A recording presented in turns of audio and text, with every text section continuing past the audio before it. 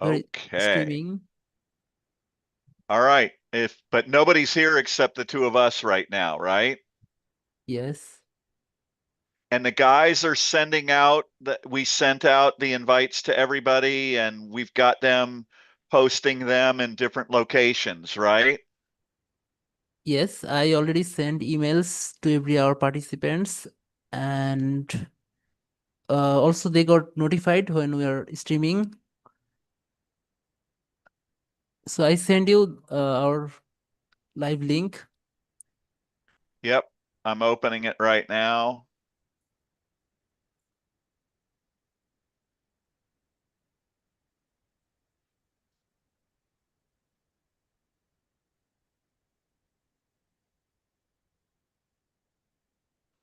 Okay.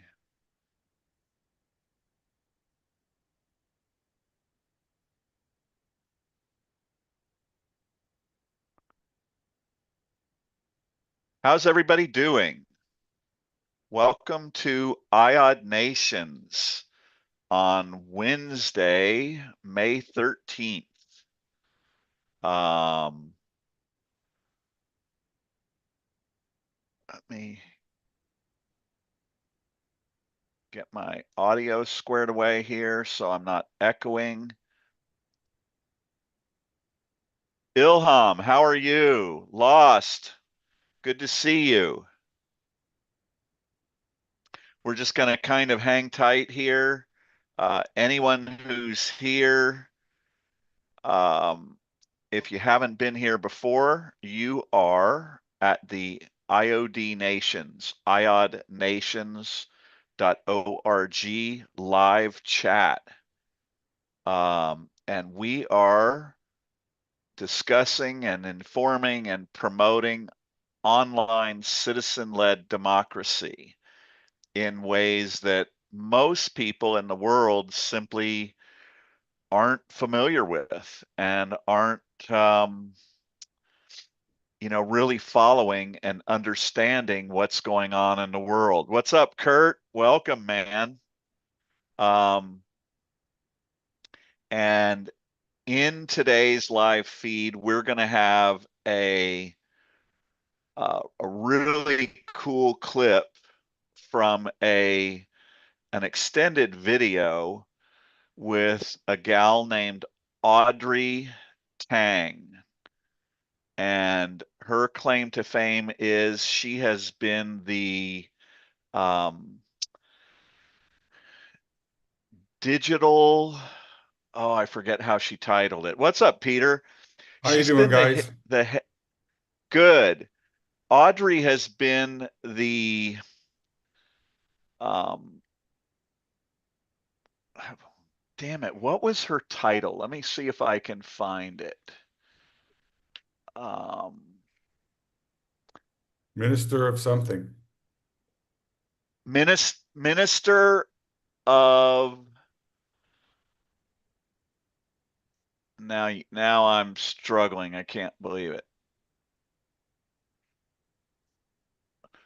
Digital Minister on Innovation and Democracy. So she did a 41-minute interview with Harvard Business School about a year ago. It's gotten 7.8 thousand views. Now, there's a bunch of other interviews that she's done, but when you uh, get to witness today what she has done, the extent of what she's accomplished with integrating um, digital democracy online in Taiwan and the applications and everything that they've got going, it will blow your mind. And she is an incredibly smart lady, and the way she speaks is just so calming and so informative. And you can tell that she's lived and breathed the implementation of this digital democracy integration in Taiwan because she can just speak to damn near any topic um, in ways that everyone can understand. And actually, in this video, you'll see her share a couple of the um, applications that they've created that are doing amazing things. So, as usual, we are going to just sort of chat about some stuff while we're waiting for people to come in and join our live chat. Unfortunately, Rakesh is not going to be here today. He's out sick. And so hopefully that won't affect us in too many ways. Hey, Vivian, welcome to IOD Nations. Craig, International Online Democratic Nations.org. As you guys come in, we're just going to be talking a little bit until we get into the meat of our show. What you should look for from us that is going to be different from any of your other live feeds is that we're here talking about solutions, or primarily an umbrella solution to the problems that we're all facing related to freedom and democracy in the world. So, um, anyone who's here is welcome. Oh my God, Vivian. Vivian says she's the one who went to Horace Mann Elementary School. For those of you who don't know, Horace Mann had an amazing quote, and he said, "Be ashamed to die without having won some victory for humanity." And that's what we're here to do. Dr. Jesnel is here. Uh, Glad to have you, Doctor. Certainly would love to talk with you. Maybe we'll chat briefly in the live, and hopefully I can get a chance to talk to you afterwards. So, Peter is heading up our volunteer outreach and organization and implementation. And we just got ourselves with the very beginnings of getting set up in Slack yesterday. We have an email campaign that we have been saying we were going to send for over a week. And Draco and I have just a little bit of work to do on it after this show. And we are going to be emailing Trevor Noah, Stephen Bartlett, who has the #2 podcast in the world, um, and Simon Sinek and um, Audrey Tang. And you'll get to see Audrey in her part of her interview with Harvard Business School. Hey, Peter, we hoping we'll get Chardonnay here in a minute. We Draco and I did a little bit of a revision on the logo today, and so it will address what Chardonnay was talking about. So maybe if Draco has a chance, or Draco, if you can think of it, if you can get that as an image that you can share, you can do that at any time you want right now. Everybody who's here, we have 28 people in our live chat. Typically, we like to get up to somewhere between 40 and 50 before we go into the meat of our show. And we are iodnations.org, iodnations.org, and that stands for International Online Democratic Nations. And we promote um, the uniting of the pro-democracy citizens of the world online, and we take it a step further, or maybe a quantum leap further than what they're doing in Taiwan, because we not only propose it as it relates to our traditional land and borders based nations, but we promote it from the idea that if a business no longer requires brick and mortar, then a nation no longer requires land and borders. And that means that, for instance, you can see in the live chat and Substack, Vivian, who's been here more than once, and I believe a couple of times. Vivian can decide to become a citizen, uh, a leader, or a founder of the International Online Democratic Women's Nation, should she choose to, and should enough of you decide that you would like to work with her or anyone else here in achieving that objective. And that is our premise of online citizen-led democracy, is that the internet has now torn down the barriers and the borders that separate us. For instance, Peter is from Canada, and he came into this feed just like you are today. He saw what we were talking about and he wanted to be a part of it. And he volunteered to come in and help us out with it.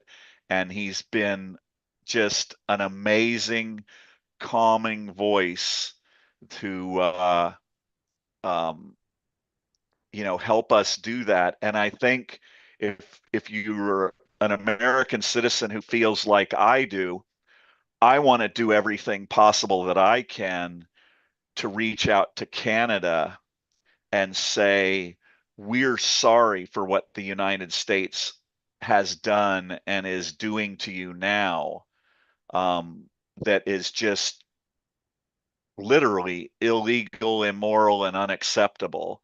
And we're looking for ways that we can work with you to fight back against that. And we believe we're going to show you some good ways. So we're at 32 people right now. We will open up the live feed where anyone who wants to come in and speak with us and be in the Zoom feed, you will be able to do that. And we would love to hear from you. Vivian, I don't know if you're inclined that way, and you don't have to be, but we would love to have you come into the live feed with our Zoom link. Draco's going to go ahead and post that here. And if you want to come in, we can talk to you about exactly how we intend to reach out to other women in Canada. And you can be a part of that in a multitude of different ways if you would like to. Um, so there, we're at 32. I'm still going to wait for 8 more people. Does anyone who's over in the live chat, if this is your first time here, can you tell us that? And is anyone here familiar with Taiwan, the integration of citizens with the government of Taiwan that they have implemented via the internet? Is anyone familiar with that? Or um, on the other end of that spectrum, are you just learning about this? And do you have any questions? Because answering those questions, if you ask them, that allows us to answer that question in a way that everybody who's here can benefit from. Peter, tell us a little bit what's going on in Canada right now. Well, Is this whole thing still a topic of discussion? uh, What do you mean the rift between the different forms of leadership? Yeah, the what the United Okay. States, the damage we've done, and how the citizens of Canada and the government of Canada are reacting. Go ahead. Well, y- I've been lazy in my youth there. I didn't really get involved with politics and all that, being youthful and all that, and growing up in the 60s and 70s. I mean, it was a different time.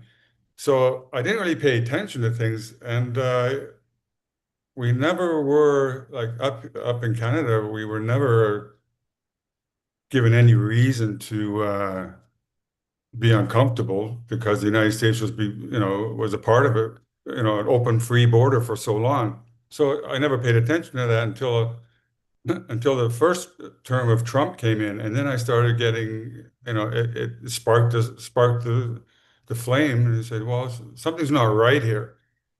And then just seeing, what's going on in the world. It's not just America. It's not just United States. What's going on in the world. So, and then when Trump got in again, when, that administration, we call it up here the fascist, the fascist state now. That's what it's looking like. Then I wanted to do something because, I think I listened to Obama's speech many years ago when he was his last term. I don't know what you call it when they have the party at the end of his term. They seem to go out with a little bit of a comedy and seriousness together. But anyway, I heard him say, and Trump was sitting in the crowd also. I heard him say, "Be careful about your democracy, about your freedoms and your rights and your privileges here. That comes with democracy." Because it can easily be taken away. And that's yeah, sure, sure, sure. Like nobody gives it a second thought. It's serious at the time, but nobody gives it a second thought. And then Trump got in, and now we're seeing the danger of the democracy being pissed away. And that's scary. I mean, it scares me. I'm sure a lot of other Canadians are too. They said, well, geez, what's going on here? The most powerful nation in the world and is acting like this. This is crazy. This is nuts. And then for some luck, I have to do something. I mean, I got to do something. But one voice in the big ocean is something, but it's not enough. So I started looking around, and all I saw were these because I had to get involved with a group. I had to get involved with a group. I mean, I had to form some alliances and like-minded people that are not just looking at the problem and talking about the problem. We know the problem, and we know the old tools we have to fix those old problems. And it's time for the younger people to use their tools now to do something about it, but Lucy, I don't put know how to out your do that. flame again. Okay, so uh, I have to remember I'm on Hey, Zoom. LK, yep, LK, can you hit mute for us, please? And we'll bring you and Julie in just a moment. And Dr. Jesnel, of course, you're always welcome. Sorry, Peter. No worries.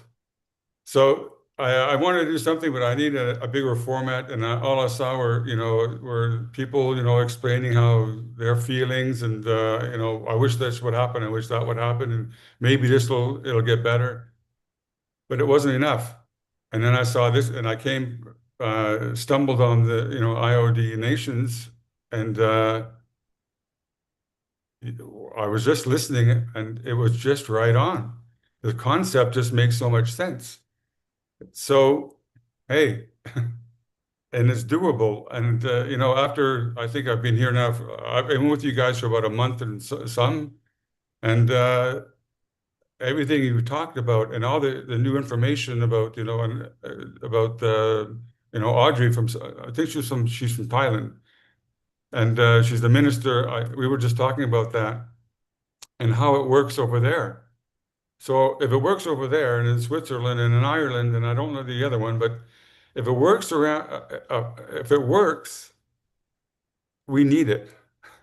It's time. You Yeah, know, yeah. there's time for everything. So, so for everybody who's listening, and we're gonna go in and we're gonna start playing you some of our videos now. The videos that you're going to see today and the presentation you're going to see today is going to be a part of what we are sending as a part of an email campaign to Trevor Noah, Simon Sinek, Stephen Bartlett, and to Audrey Yang from Taiwan. Okay, and so some of you who've been here before, there'll be almost the same videos, although we've been doing some editing on them over the last week. And then at the end, we're going to have a couple of videos from Audrey from Taiwan. And what you're going to see is this full evolution of what they have accomplished with online citizen-led democracy. They have been working this, they've been doing it and growing it for 11 years, maybe 12 at this point. And the applications that they have in place, there's actually going to be one application that they're sharing with the whole world right now that any one of us here can use and go into. Um, so we'll go there in just a minute. I'm going to invite Julia. Hey, Julia, you're in the Zoom live feed. Do you want to pop in and say anything before we begin the show? Feel free to. Oh, thank you. Actually, I didn't know what I was getting into today, and I'm in the middle of making homemade crackers, but I'm happy to listen to you. No worries at all. We're glad to have you here. Thank So, you. is this your first time? Yes, it is. Oh, cool. Okay. Well, we would love to get you for a few minutes when we've concluded with the videos and stuff and get your thoughts and tell us what you think of the whole thing. Great. Thank you So so if, much. yep, you're welcome, and hopefully we'll get to hear And from you. and my So husband, Hi. who's that? Steve. Hey, Hi. Steve, this is Joel with iodnations.org, International Online Democratic Nations. And we are working on uniting the pro-democracy citizens of the world online to function as democratic entities and collaborations. So we hope you enjoy the show, and we would love to hear from you when it's all done. So Terrific. I'm gonna let you guys go, and Draco, if you could go ahead when you have a chance and pull up the first Simon Sinek video that is the law of diffusion of innovation. And Chardonnay, if you can hear us, the Zoom link is right up above you in the live chat in Substack.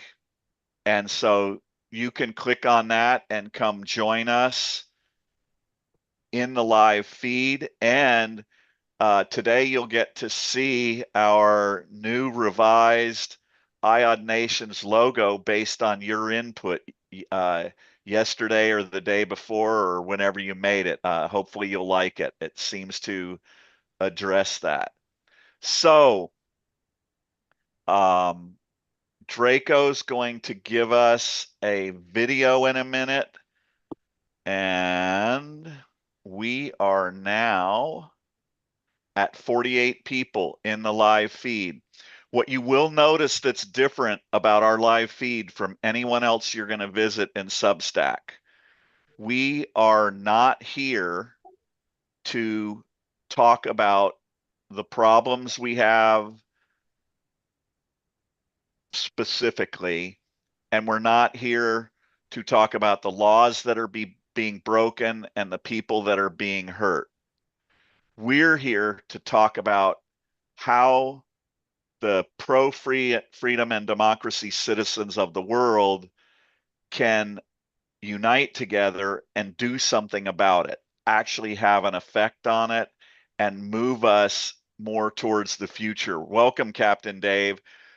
So here we go. We're going to roll into our presentations. Actually, before you hit play, Draco, I want to say something to everybody who's here. If you've been here before, or if this is your first time, we have two distinct arms or aspects or branches to what IOD Nations is. And one of those right now are these live feeds in Substack.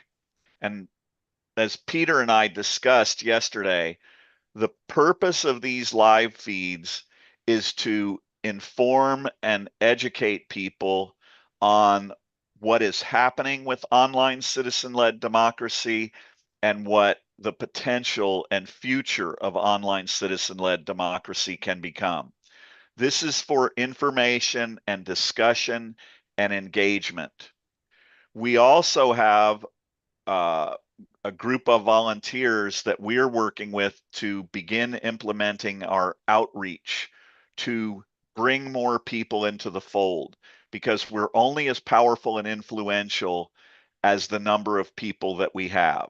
So with that said, I'm going to let Draco play this short clip of Simon Sinek. This is perhaps I think the #3 most popular TED Talk in the history of TED Talks.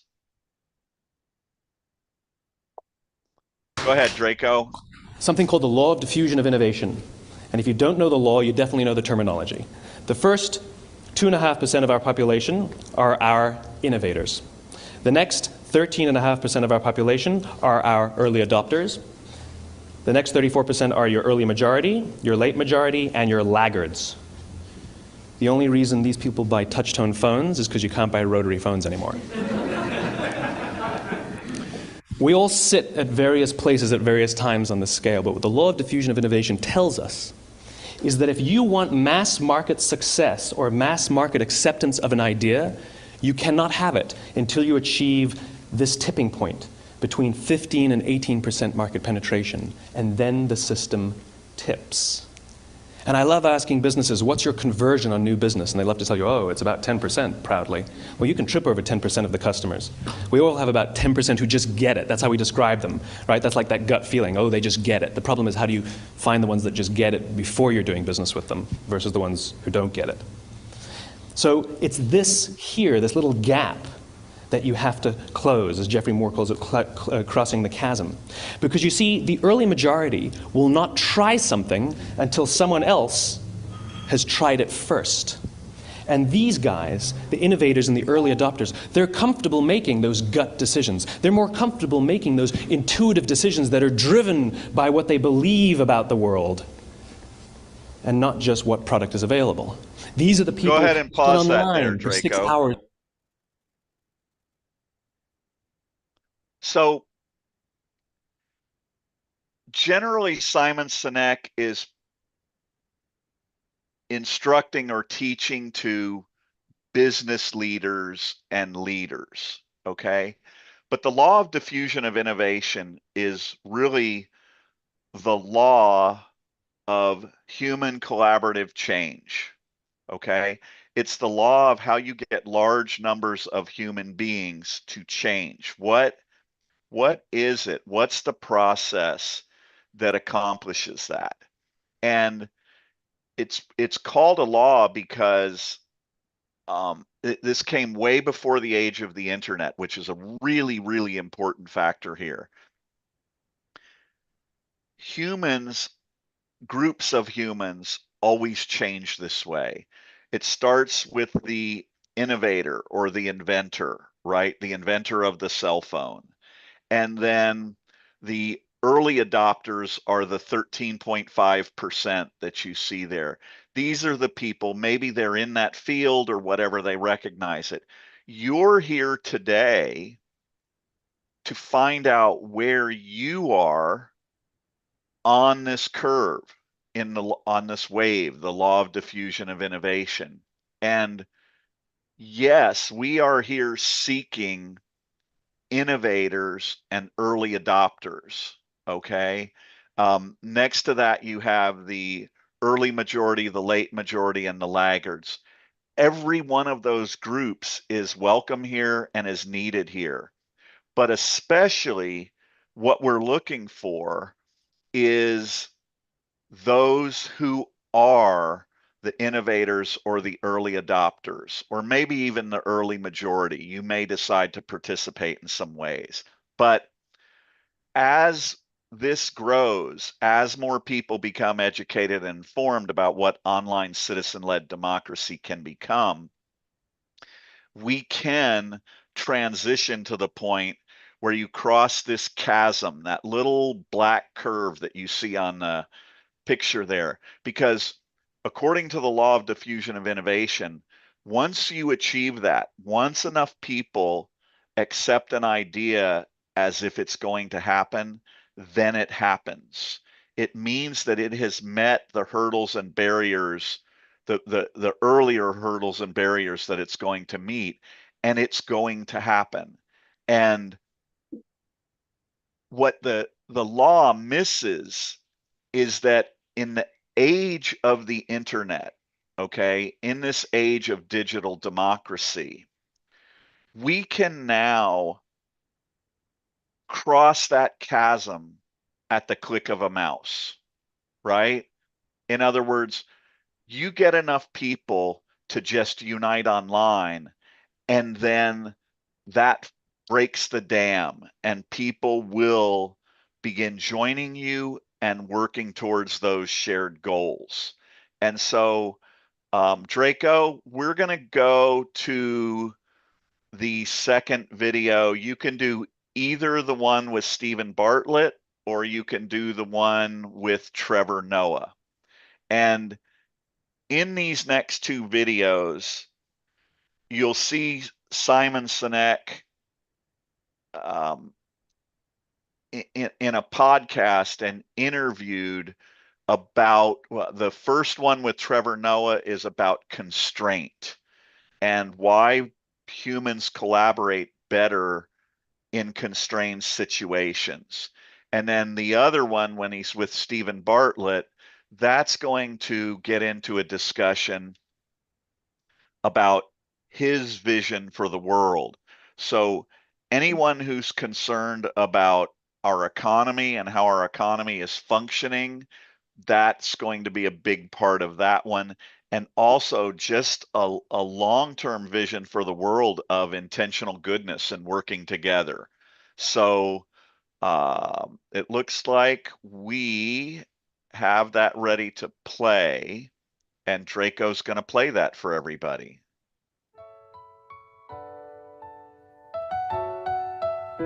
What the fuck is it gonna take? The clock ticking, democracy slipping, snakes in the kitchen, freedom in a chokehold, yo, who's gripping? Socrates whispers truth bombs, no fiction. Big hands Newsom, palms on the gavel, world unravel, systems fragile, typing revolution, scroll and battle, scrolling but silent, nah, we can't straddle. Make democracy offensive, what's the price? Power to the people, not the roll of dice. Unite online, ignite the fight, blow the shit up, bring the wrong to light.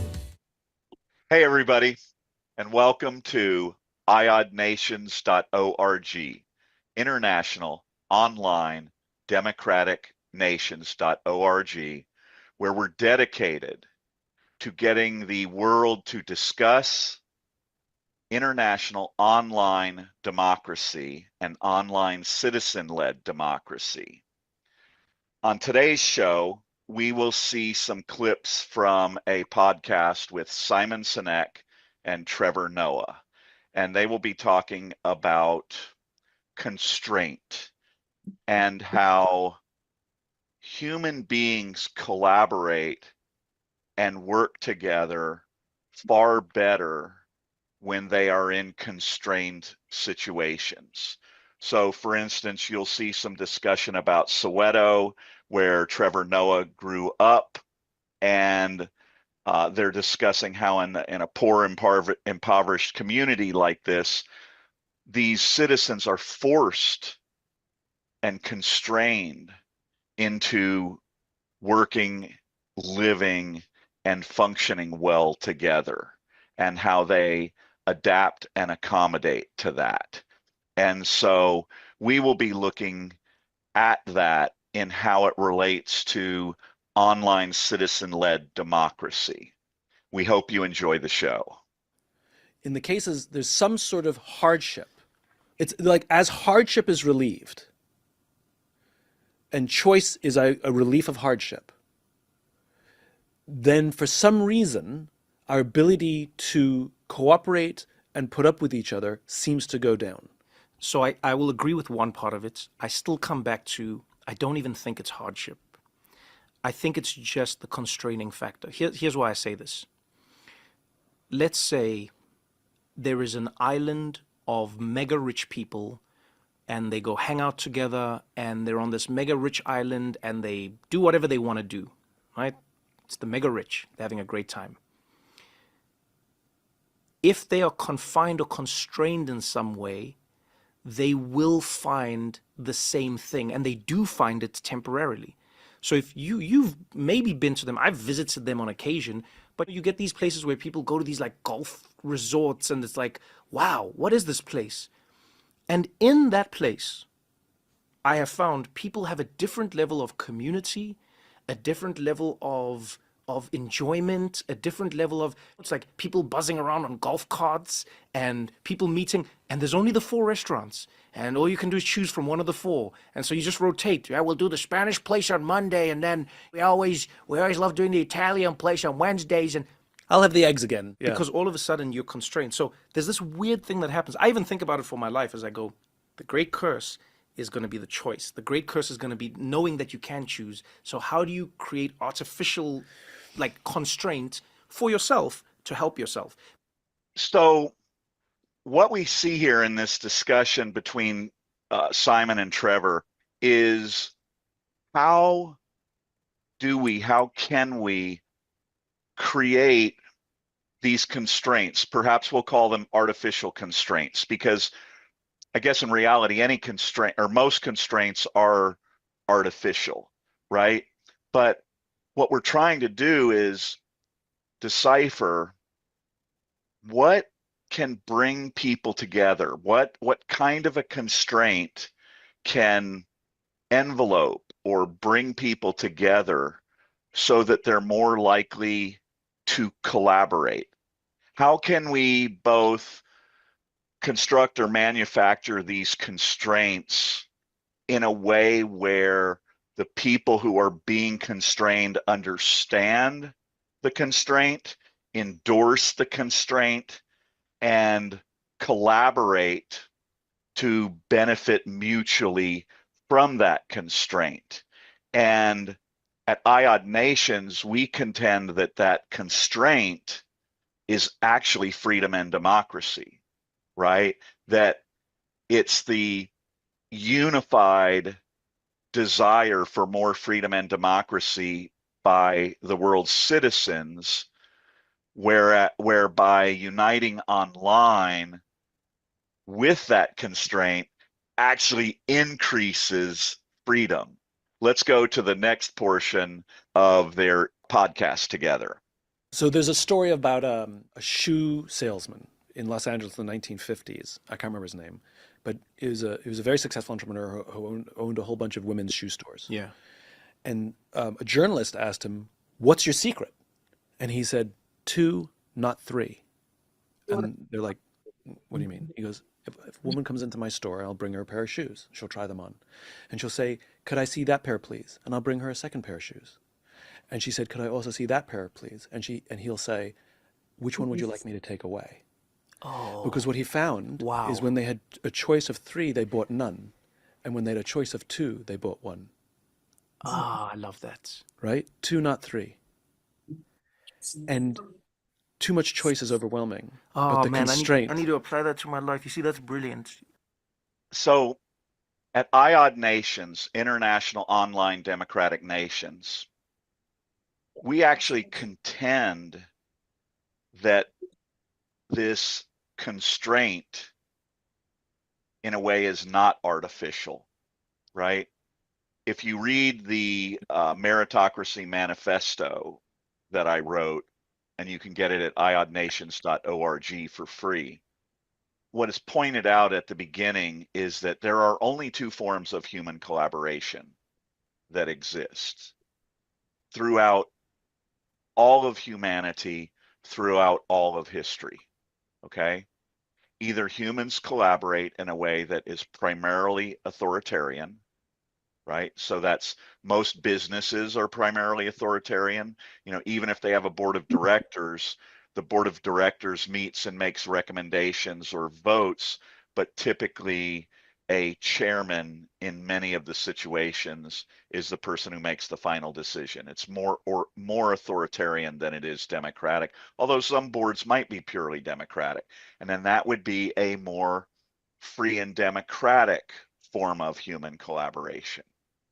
But there are no other ways, right? From the day of a tribe, either the chief said, I am leader, you do what I say, or some group of tribe members collaborated in a way and they voted and they made a choice.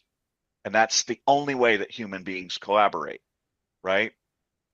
And where we are is in our online world, in our online environment where we all exist, right? We're all united there. We all use our phone or we use our mouse, and we use that in a way to allow Facebook access to us or to allow TikTok access to us. We don't access them, we grant them access to us. The internet is like an environment, it's like an atmosphere, it's all around us, right? So we're all already there in one form or another. We all are the internet. But the entities that have power and influence there have convinced us that we are accessing the internet. We are accessing them. But the opposite is actually what's happening. We are the internet. Without us, they ain't shit, right? So we choose who accesses us and why. And when we unite Can you pause online, that, Draco? collaborate democratically, right?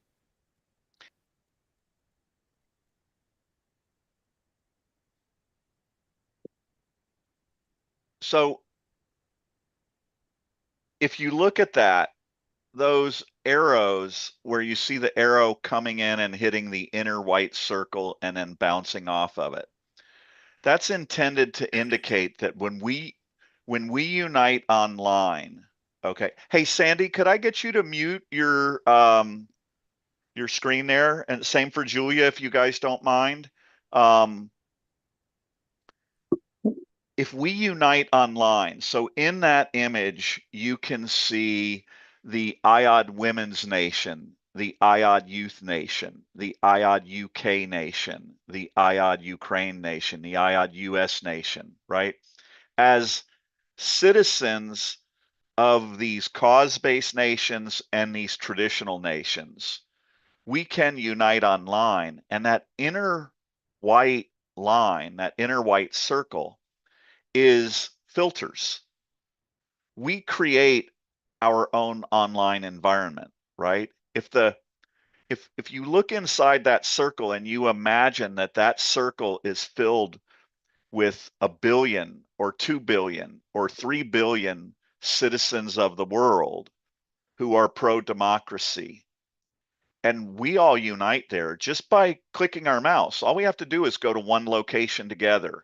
You can go visit iodnations.org and you can email us and you can join us and you can become a citizen of online citizen-led democracy. Okay. And once we do that, depending on how large we become, we apply those filters. And when YouTube tries to connect with us, right, when that YouTube or Facebook or Reddit or Twitter, whoever it is, says, "Hey, we want you to visit. We want you to let us come in." We just say, "Okay, are you pro-democracy?" Because if you're Facebook, and for instance, we're trying to run ads that promote IOD nations, and in those ads, in Facebook ads, if we pay for an ad, if that ad uses the word freedom or the word democracy, we're either going to get shot down so far in the algorithms, if they even let us run the ad, but the vast majority of the time, Facebook just says you can't run an ad with the word freedom or democracy in it. Well, freedom and democracy is what allowed Facebook to be established. And now Facebook's going to tell us that we can't promote freedom and democracy. Well, we're going to put up a filter. And if we're a million or a billion or 3 billion strong, and we say to Facebook, you need to prove to us that you're pro-democracy. You need to actually switch your algorithms so that the groups that are offensively and assertively pro-democracy want to run ads on Facebook. You need to change your algorithms so they actually promote that, right? We're in control of this. We are the internet. They can't sell advertising dollars to people who aren't there participating with them. We control Facebook if we unite online. We control, in essence, we can control or have significant influence over almost every corporation and every business in the world. And that's what you're witnessing with those arrows. They're trying to reach out to us because we don't access the internet, or we don't access them. They access us. And without us, they ain't shit. And that's them trying to access us. And it's bouncing back because they haven't met our criteria. We're the ones in charge now. We are the international online democratic citizens of the world, and we run this goddamn place. We're in control, okay? Or largely in control. And we are going to compel and inspire them to work with us and make a more free and democratic world. That's what this is about. Go ahead, Draco. Then we can choose to put up filters that limit the other forms of human collaboration to us, right? We can choose to do business with, we can choose to socialize with, we can choose to agree politically and militarily and religiously with groups of human beings, groups of world citizens who choose to collaborate under the constraint of being pro-freedom and democracy. Oh the man, constraint. I need to apply that to my life. You see, that's brilliant. I love it when people find the nexus of how you're supposed to do it. Because I understood it as a concept, but it's a nice way to think about it for anything, really. Yeah. And so what I've started doing Go ahead and pause that, Draco. I've tried. Oh, sorry, that image that you were, can you go back to the image before, Draco, of the group of people? So what, oh, just ahead of that, what you see in this image is the internet has all of these groups. You've got 5051, you've got Indivisible, you've got moveon.org, you've got, Climate Strike, you've got now the National Organization of Women. We have all of these different groups that are spread out. So for instance, if you look at the IOD Women's Nation in that image there, okay, typically it would not look this way. You would see all of these different groups reaching out to individuals like those of us who are here, and they're trying to get us to maybe donate to them or fund them or participate in events with them. But they're approaching us as individuals, and they're doing what we're doing right now. We're trying to build a group of online democratic citizens to come and support and align themselves with us. That's why you're here, right? We want you to align yourself with online citizen-led democracy and help promote it and help communicate it and help make it happen. But once it happens, that's what you're seeing in that image. All of a sudden now, you have all or a large contingent of pro-democracy world citizens united in one place online. Well, now all of these groups, they can form their own online democracies. You can have the IOD Youth Nation, the International Online Democratic Youth Nation, the International Online Democratic Women's Nation, the International Online Democratic Ukraine Nation. That's simply the citizens of those groups united online and collaborating. And now, instead of each of these groups that you see associated with or attached to them reaching out to us individually, they all collaborate within their nation. They come up with a an objective or a goal that they would like to achieve that will benefit them as the International Online Democratic Ukraine Nation, but will also benefit all of the democratic citizens of the world. And they come and they present it to us online. Imagine if Ukraine had a strategy, which I could name a bunch, I'm not going to get into it, where we could potentially end the war in Ukraine, right?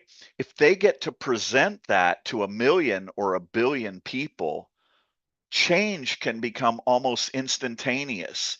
And you're gonna see later in the show today how Taiwan has implemented this and is doing it within their nation.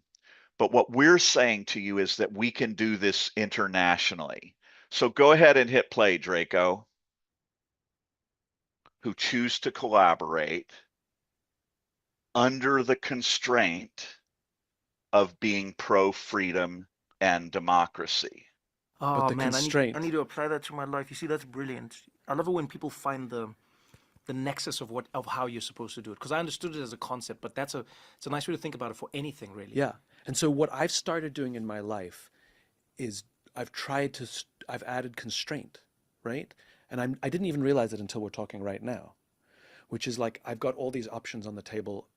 Pick, I mean, it doesn't matter what it Yeah, is, yeah, right? no, I know what you mean. And what I'll start doing is I'll start pairing them off.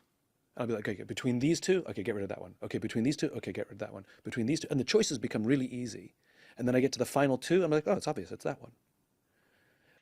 So what we realize is that if we compare this to the analogy of the shoe salesman that Simon uses, we don't even have to make that choice. That binary choice has already been made because there are only two shoes to choose from, right? We haven't yet chosen to really collaborate as individual but united citizens online, right? We're all there, but we haven't picked a location or a methodology or um, an online democratic environment where we will function. We haven't chosen to do that yet, but those are the only two choices that are there. If we're going to unite online and collaborate, we either do it primarily as authoritarian, which is already happening in a lot of ways, or the only other choice that we have is primarily free and democratic, right? So all of this is insanely easy and elementary, right? the two choices have already been made because there are only two choices. Okay. We know that if we create or operate under this constraint, that human beings are far more likely to work well together in more peaceful and positive ways. And the only choice that we have to make, we're the only generation of human beings who have had the ability to do this at the click of a mouse, right?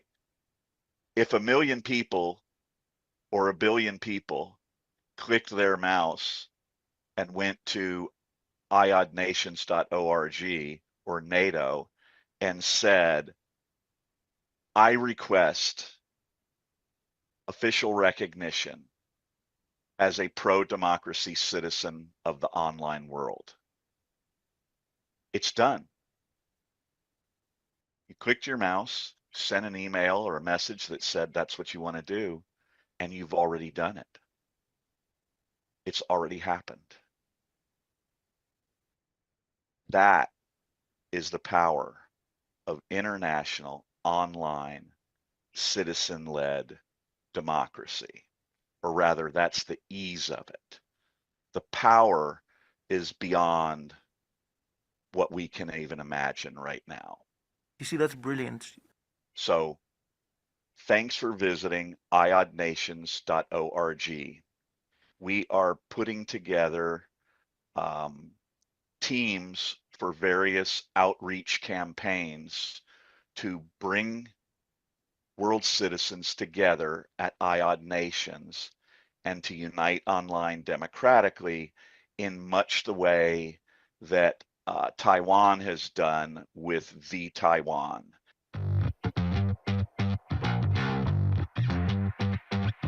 This is our construct. A planet of continents, of land and borders. At least, that's what previous generations believe. This is our real construct. The trad world is now subservient to our virtual world. Welcome to the real world, Neo. A brave new international online democratic world. Buckle your seatbelt, Dorothy, because Elon is about to go bye-bye. So, we do not access the internet. We filter their access to us. We are the internet. Holy shit, we can save Zelensky and Ukraine. When the world's youth and others unite online, freedom, democracy, and the world's pro-democracy citizens will now rule the world. All that must occur is for people to send an email to NATO. Those emails comprise their online citizenship. Could they save world democracy? Once united online, by the millions, we are the cure. So, international online democracy is the new construct. If they build it, I will come.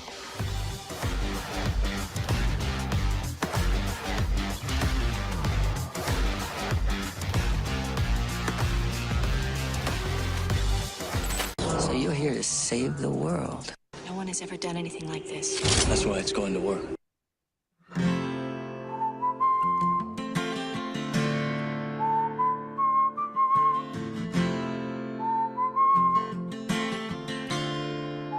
So Draco, go ahead and pull up the next one. I'm going to comment on that when you have it, as you're getting it ready.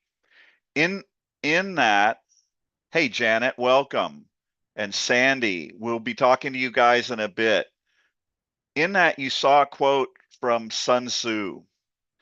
And he said, if you don't know Sun Tzu wrote the book, The Art of War. It's considered by most in the military to be the ultimate guide to warfare. And we are at war for freedom and democracy. The problem is that we're not united and collaborating and fighting back. So that ending image that Draco had there, and he's going to pull up the other video of Simon Sinek and Stephen Bartlett. But in that, so Sun Tzu, his most famous quote is, "The supreme art of war is to subdue your enemy without fighting." Now, what I believe he meant, and the way we interpret that, is without the violence of fighting. Okay? Most of the time, if you're in conflict or combat, okay, there, especially with someone who is trying to steal something from you, you are going to have to fight. Okay.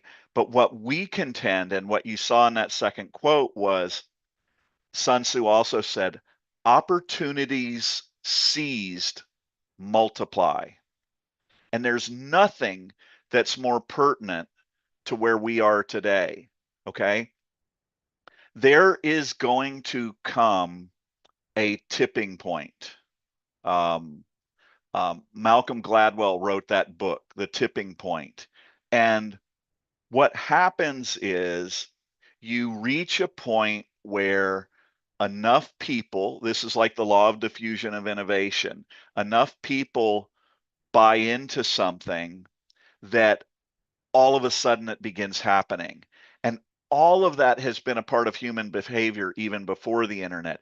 But the internet puts all of this on steroids. This makes it possible for anything that we get enough people to unite and decide on, we can make it happen. And if you saw that video with Simon Sinek and Trevor Noah, the way that we get people, the way that we get humans to collaborate is with a constraint.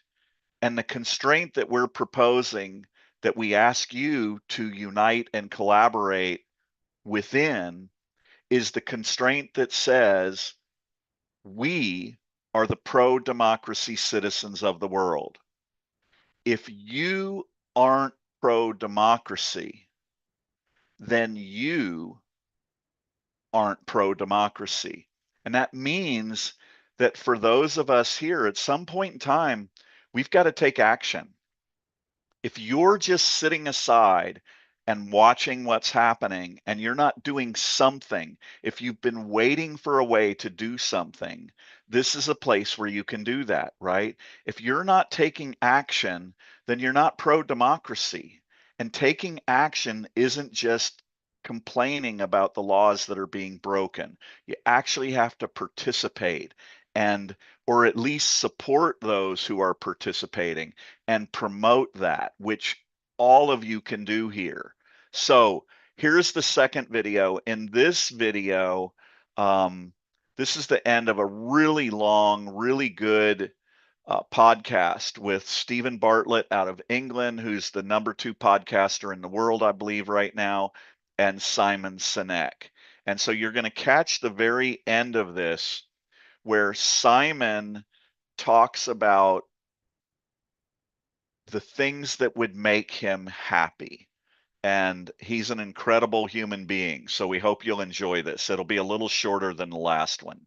Go ahead, Draco. Thank you.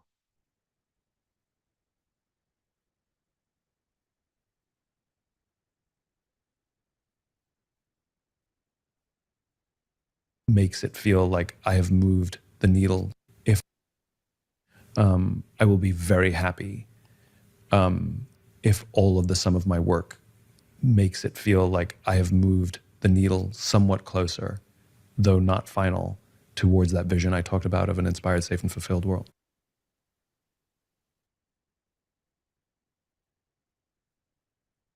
Some people may think digital democracy means online voting, but that's just a small part of it.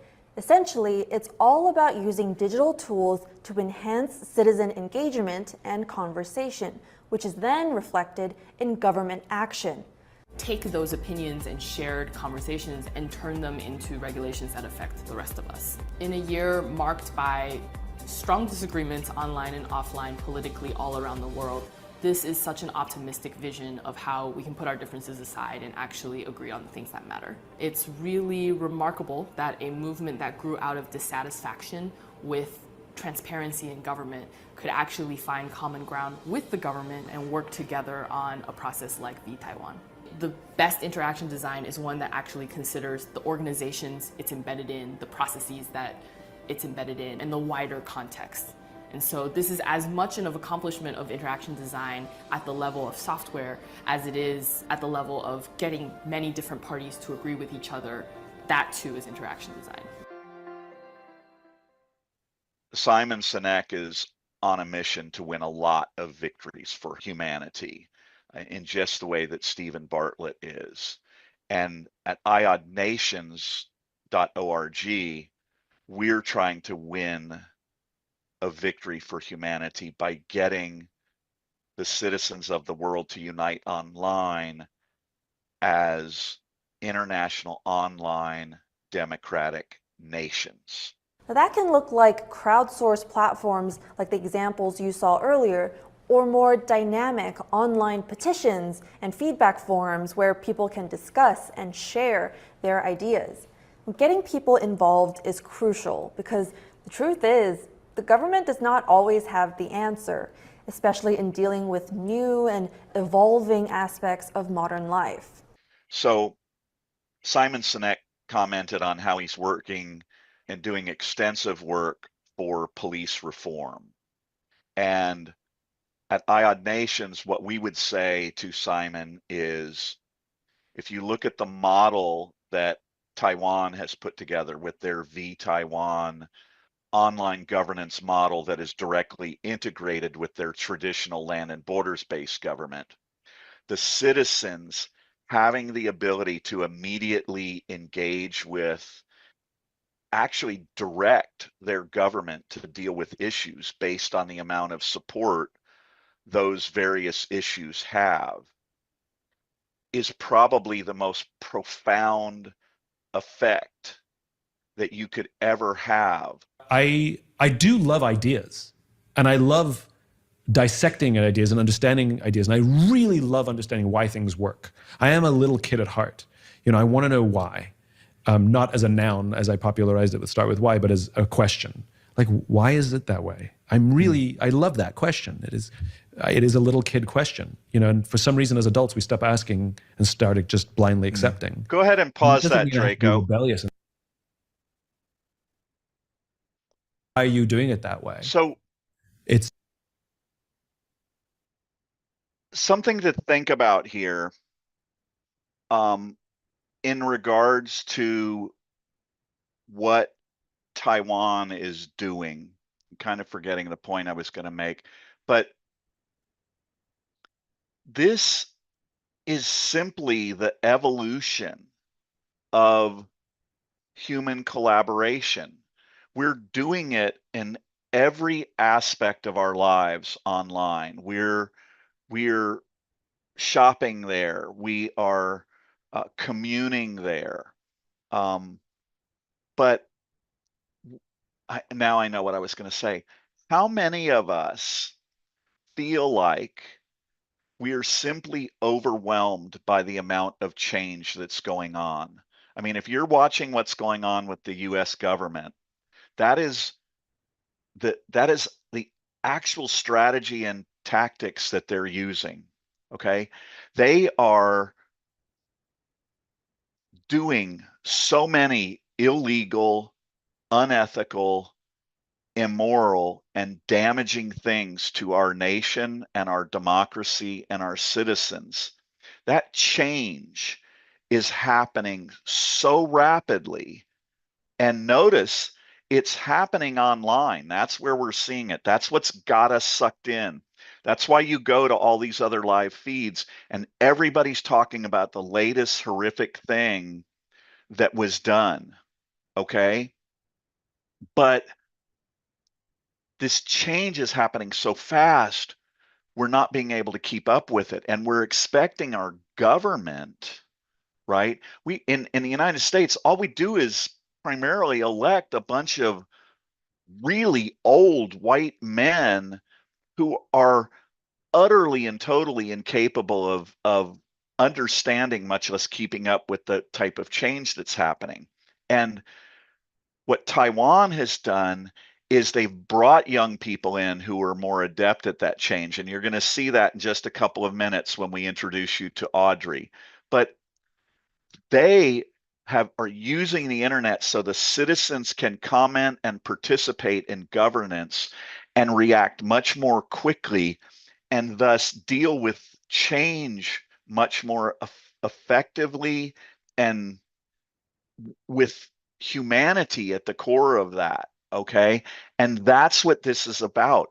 We have to grow and evolve and adapt, and the internet is here whether we like it or not. And we can do that with the internet.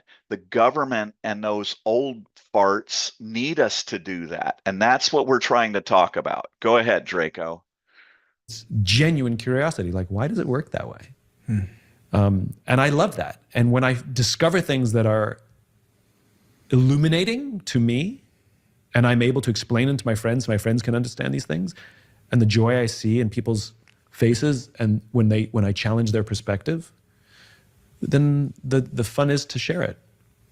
Well, I'm going to give you the gift back of brilliance. Thank you. The reason why I think I do use the word brilliance is because you meet people sometimes that have one of the three things. I believe you used the word genius. Oh, did I use genius? Well, use genius then. You meet people sometimes who have like one of the, what I consider to be the holy trinity of like affecting change as an orator. Sometimes they have wisdom, sometimes they're like good storytellers, and then sometimes they have the delivery. But you rarely meet people that have all three. Your delivery in terms of when you deliver ideas, the way you kind of like punctuate sentences and the tone of it keeps people incredibly engaged. And I think you gave me the root cause of that when you said you had ADHD and you're a bad reader because you find it hard to hold, you find it hard for other things to hold your attention. So you're very good at holding the attention of someone else listening. And then the circuitous way in which you deliver a point as well makes it incredibly engaging from a storytelling perspective. And then the wisdom or the simple idea that underpins it that we can understand. Because I've sat here before and honestly, we've deleted podcasts because someone comes in, they're a genius mathematician. Yeah. But when you ask them to make that complex math idea relevant and resonant in my own life, it's impossible. Yeah. We deleted the episode because they're too smart to simplify. For sure. But you're able to do that. That's why your books are so important, and that's why all the content you put out online and on your YouTube channels and Instagram is so necessary. We have a closing tradition on this podcast where the last guest asks a question for the next guest. Oh, cool. So they wrote it in this diary. They don't know who they're writing it for. Oh, I love that. And when you write your question, you also won't know who you're writing it for. But it's our way of all the guests talking to each other. Oh, that's great. In a long linear sequence. Do I get to know who's asking? You don't. I don't. Okay. What was the happiest moment of your life so far? The happiest? I literally can't answer the question. For me, my happiness doesn't exist in the past. I've done many things that made me happy, but I'm much more interested in what's going to happen next. I'm probably better at answering the question, what's the happiest thing you're going to do? I'm actually drawing a blank. What is the happiest thing you're going to do? Walked into that one, didn't I? The happiest thing I'm going to do is actually solve some of the problems or at least contribute to the solution of some of those problems that we talked about. Like, I will be very happy when I can contribute to police reform in this country.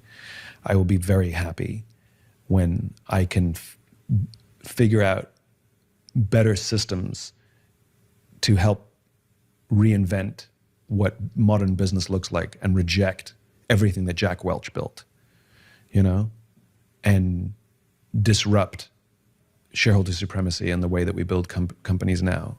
I will be very happy to demonstrate a momentum towards an entirely different direction. I will be very happy if all of the sum of my work makes it feel like I have moved the needle somewhat closer, though not final, towards that vision I talked about of an inspired, safe, and fulfilled world. So as we watch this interview of Simon Sinek by Stephen Bartlett, who started the Diary of a CEO podcast, what we see is at the very end of this interview, and I would urge all of you, Stephen Bartlett does a phenomenal job. All of the podcasts that I've seen, I would urge you to watch the whole thing, and we will have the links down below. But what we see in the end of this particular podcast, Simon Sinek talks about his desires and the happiness that he will experience if he's able to contribute to leave the world in a better place because of the work that he has done on police reform, for the citizens and the police and their government to be fully integrated online and functioning and collaborating in mutually beneficial ways. At its best, interaction design involves people from a very early stage and really thinks about how large groups of people are going to interact with each other on a platform. I'm so excited to announce that the Future Voice Award is going to the V-Taiwan project, which is a collaboration between GovZero and the Taiwanese government. The V-Taiwan project is a groundbreaking experiment in participatory democracy to figure out how to bring more citizens directly into the conversation about laws and regulations that are being passed. Participatory democracy has been something people have wanted to do for a long time, but it's really rare that you get genuine buy-in from the government stakeholders. V-Taiwan is a process for average citizens to be able to weigh in on the laws and regulations that are being passed. A special piece of software known as Polis is used to visualize the consensus clusters that have emerged among the citizenry. And based on that, lawmakers and stakeholders work back and forth to figure out what the core consensus points are. The specific points that reach broad consensus among the population are then actually adopted by the government and passed into law. This is such an amazing example of how technology can actually be leveraged to show how we can come together instead of disagree. So for Simon, we would say online citizen-led democracy can accomplish that first objective. And Simon said that his second objective was better systems of what modern business can look like. And for those of you who don't know, over 10 years ago, when I first began trying to explain the idea of online citizen-led democracy and how the citizens of the world could unite online and form their own democracies, that was because as an entrepreneur, I had a product that I wanted to bring to market, but I realized that that product could be duplicated so easily and I wouldn't have the funds to defend it. And thus, this pseudo-capitalistic, this fake capitalism that we have, where we act as if it promotes competition, when in reality, for instance, if you listen to what Peter Thiel says, they only promote monopoly, right? The wealthy and the powerful want to have a monopoly on being wealthy and powerful, and they will do all manner of things to prevent people like us, young entrepreneurs or entrepreneurs, from becoming independent and economically and socially successful. But if you look at our motto, or I'll call it a motto, if a business no longer requires brick and mortar, then a nation no longer requires land and borders. You can see that that interpretation is in essence referencing a company like Amazon that has an online marketplace. But see, we've all been tricked. We've allowed ourselves to be manipulated into believing that we access Amazon, when in reality, we're the ones granting Amazon access to us. And that means that any other online business marketplace is what we can allow to have access to us. And so we can construct online a whole new model of socio-capitalism and the entrepreneurship and the innovation that it breeds, and yet at the same time, can you pause that, instill Draco? social. So during the process of trying to bring these similar products to market, I ended up writing several provisional patents and worked with patents quite a bit and did a lot of research. And what I learned, I don't remember the exact numbers, but you'll get the idea. Approximately 95% of patented products never make it to market. Okay. People like me go through that whole process, and for a wide variety of reasons, either it took them so long that the market changed, or they didn't have the financial resources, or someone stole their idea and brought it to market, and then they couldn't do it. But here's the thing. We have this wealth of inventors and entrepreneurs who would like to bring their products to market. And if they feel like I did when I realized I would just lose if I did it, I reached the decision, which was the basis for IOD Nations, was that I would rather develop my product and donate all the profits to humanity than have some big wealthy entity come in and get it and pay me a little bit of money to make that happen. Okay.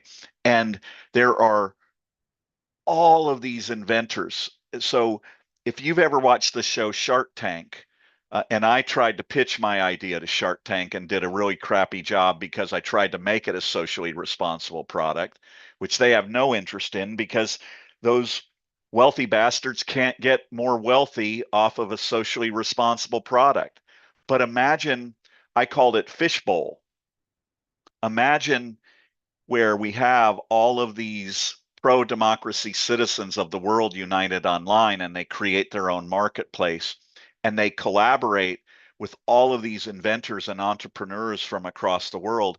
And we say to them, you come in and launch your product with us, and we can test the market ahead of time. We can help you determine whether people really want to buy your product, and we will protect you and your product within our online pro-democracy marketplace, as long as you agree to collaborate with us and share the profits. So instead of a big corporation or Peter Thiel or Les Wexner or whatever his name is, and all these pricks in the world, instead of them and these corrupt corporations buying products and controlling the markets and just profiting more from us without any benefit to us, all of a sudden, if you create that marketplace, you're going to find inventors and entrepreneurs from across the world who would like to sell their products for the profit and the recognition, but they really want to go off and invent another product. That's what they're good at for most of them. And they just like to make some money. And then some of that money can benefit the pro-democracy citizens of the world. There is, you know, what Simon Sinek said. He says, I want a better system for the economy. And you, by being here, you can come in and participate in this. And we say if a business no longer requires brick and mortar, then a nation no longer requires land and borders. There's two parts to that, okay? The first part is any business or most businesses can now be established online, okay? So let's say that you're Jenny, okay? And Jenny is an entrepreneur, and she belongs to the international, she's a citizen of, or maybe even a leader of, hell, Jenny might be the president of the International Online Democratic Women's Nation. Okay. And because women finally got just fucking fed up with getting screwed over throughout history, and they decided to unite online. And there's 1 billion women who are the International Online Democratic Women's Nation.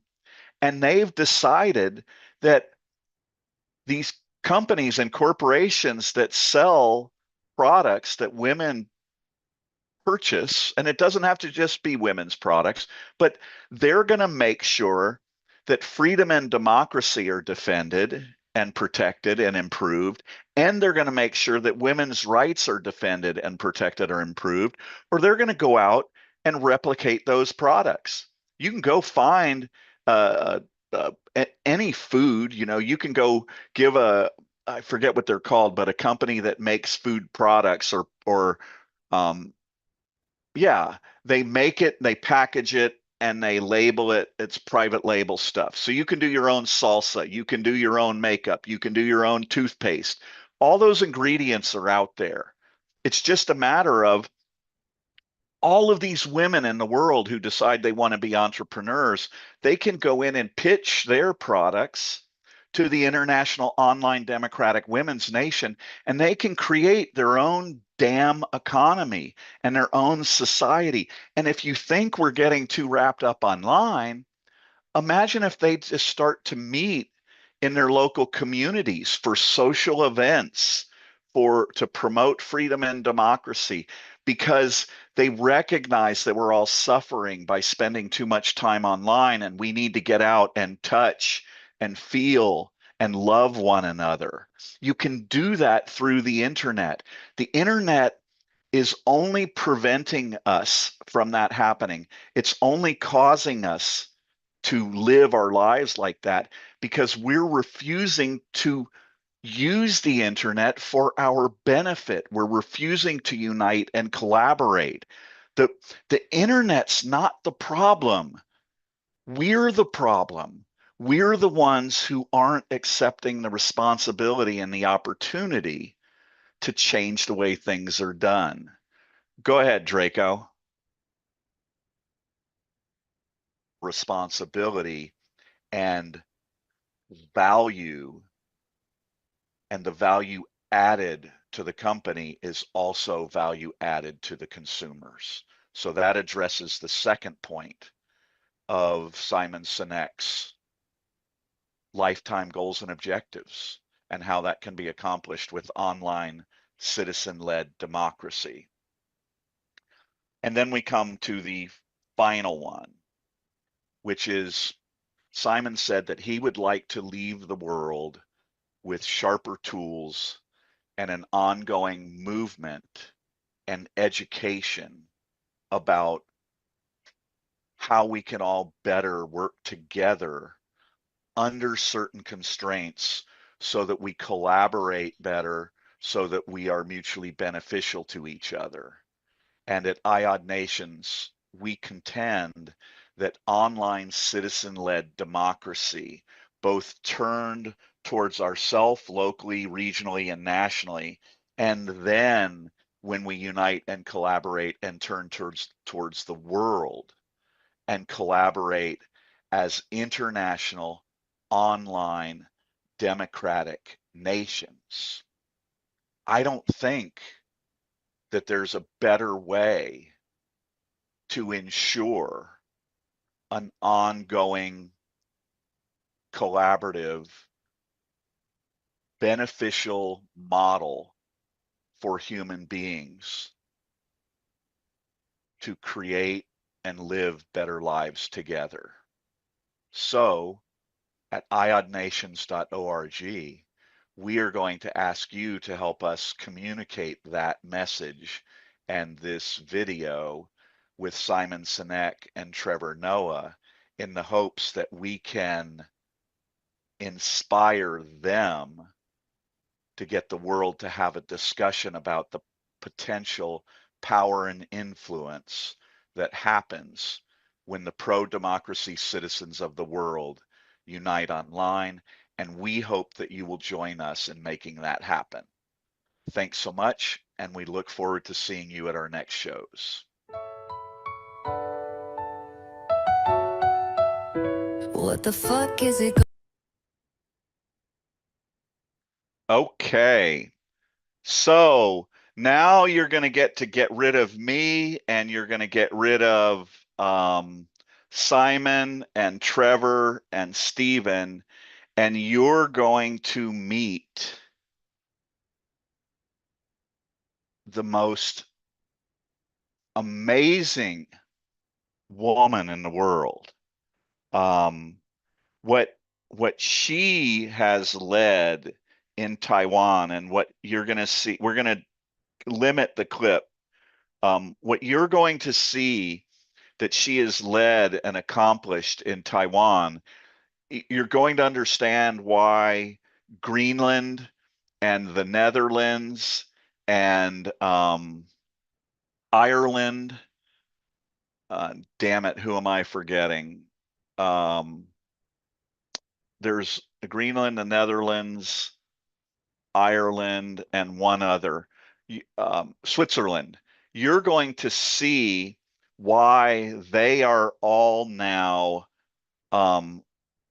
trying to figure out how they're going to incorporate this model of online citizen-led democracy into their nation and with their citizens. And remember, Taiwan went from a 9% approval rating of their government to a 70% approval rating of their government. And it's all because of this lady. So go ahead, Draco. Prepare to have your mind blown. We already knew going into election, there will be deepfake videos accusing of election rigging on the counting mechanism, because already people know that if you decimate the trust in democratic processes and let people fight against each other about the outcome of election, that is one of the most sure way to decimate people's trust in democratic institutions. So we already knew that there's going to be that sort of attack. And again, we asked people of all three major different parties to come to the counting stations. We use paper-only ballots so they can keep high definition video of the entire counting process. So when predictably there was deepfake videos accusing of miscounts and so on, we can just go back to that counting station and ask all the three different parties and to contribute their video recordings, and we can replay. And actually, for most people, they see those pre-bunking way before they see these deepfaked attacks. And so again, it inoculates their mind, and they can see that actually, regardless of which party they support, there's no such rigging going on. And all the three party leaders came out and said, yeah, there's no such rigging going on. So again, by anticipating what attack is going on and letting people know that these attacks are coming, it inoculates their minds against such polarization. If you were digital minister for the United States today, what one or two strategies would you deploy right now? Yeah, so again, one of the sure things is pre-bunking, and the other thing is like rapid response to the trending rumors. In Taiwan, we have a collaborative fact-checking network built by the civil society called CoFacts, and anyone can just long press any rumor that they receive and report that into a shared dashboard. And so we can very easily see what are trending right now, what kind of rumors and mis and disinformation are trending. And now the CoFacts community works with language models with AI, so that AI is able then to compare a incoming trending rumor with all the debunk and pre-bunk rumors before and offer this kind of first take that can then inform the citizenry to be not taken away by the initial assault, right? So this kind of debunk bot is also available in the US. So I would advise that people try it out at debunkbot.com. Debunkbot.com. Yeah, Thank you. And enter your favorite. Can you pause that, and pre-bunk. Draco? So in the United States right now, first she talked about voting, okay? And the fact that they knew that deep fakes were going to come in and try to challenge the legitimacy of their elections. And so the citizens of Taiwan collaborated online, and they came up with a specific strategy to prevent this from happening. Okay, they made sure that all the mailing would be done by paper ballots. They assured that there were going to be at least 3 different documentations from 3 different, I believe it's from 3 different parties, of the video of those votes happening and the votes being counted. Okay, and they did this so they could head off any of these conspiracy theories before they could even happen. And in the United States, our voting is corrupted, our gerrymandering. We know our elections are now going to be just totally screwed up. Okay. But what the citizens of Taiwan did is they rebelled first. These students formed the Sunflower Movement in 2014 that created this desire to integrate with their government through the internet, right? And they put in place this system to prevent their elections from being corrupted. And as a part of that, right, we're all sitting here in the United States, we are subjected to lies and disinformation over and over and over again. We don't even have to worry about deep fakes or bots doing it. Okay. The GOP is doing it. It is their game plan to obtain dominion over us in the United States of America. Okay. But there's a lot of conservatives who still want to live in a democratic society, and they can come in and found the online democratic conservative US nation, right? And they can become a powerful entity under this online democracy that we're talking about. And before she goes on, there's going to be a really neat conversation about AI. If anyone here is concerned about what's going on with AI, they've already done it. But they have created a system where the citizens have created a system where the citizens can go online and they can verify the validity of any rumors. And they know that it's unbiased. They know that the citizens are collaborating and they're using the best AI available to help move this process quickly. And it's a part of the reason why their approval rating for their government went up to 70% and higher in some situations. And I'm going to, before we let her finish, I want to mention the word responsibility. It's really 3 words. There's response, ability, and responsibility. Every one of us here today has the response ability. We all have the ability to respond to what's going on by actively participating in making things better. And that's what makes IOD Nations different. We're here to work on that. We are here to get you to help us work on that. And the way we're going to work on it is to get as many people as possible united online democratically as quickly as possible.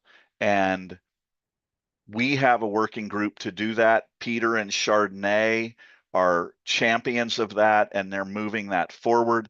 And they would desperately love to see an email come in from you. Chardonnay is going to share the email address with you here and invite you to come work with us. They're actually holding a workshop after this where they're going to be meeting on emails that they're going to send out. I'm going to be working with Draco.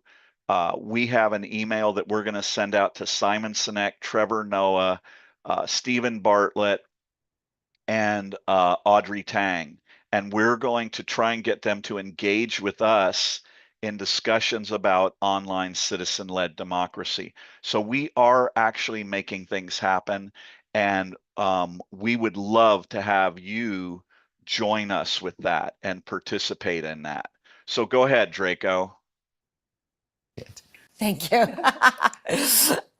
Okay, role of AI in business. I mean, there are a million questions I can ask you, but what obligations do you think businesses that build and operate large AI models have, as well as the businesses that deploy these models in their operations? Sure. I think the most important thing of those large language models is that they can actually be tuned to fit into particular social roles. It is a very different thing if you want to deploy a language model in a kind of assistive role, like summarizing meetings and so on. But it's very different if you want to deploy it in order to make business decisions. These are fundamentally different roles. And in different roles, you have different social expectations, different code of conduct, and so on. So just as we would, tell our assistants, like this is your expected role in the business and so on, so would we need to describe such code of conducts for AI agents and assistants in particular business roles. And so for many of those large language models, there are already ways to describe what OpenAI calls as model specification, or what Anthropic describes as constitution of those AI models. And so if your business have your own different HR policies, code of conduct, ways to interact with stakeholders and so on, you need to be able to steer those AI models so that it fits the role that you want AI agents or assistants to play within your business, instead of just what the off-the-shelf default configuration is. So this steerability, this ability to tune and train your local community models, I think that is the main responsibility for those large AI model makers to offer to the downstream people deploying it, and also for the downstream people who may deploy those AI systems initially to cause bias, harm, and so on, for people who are affected by those AI systems to then go back to steer those AI models toward a even more evolved version of the conduct or the model spec. Thank you. Thank you.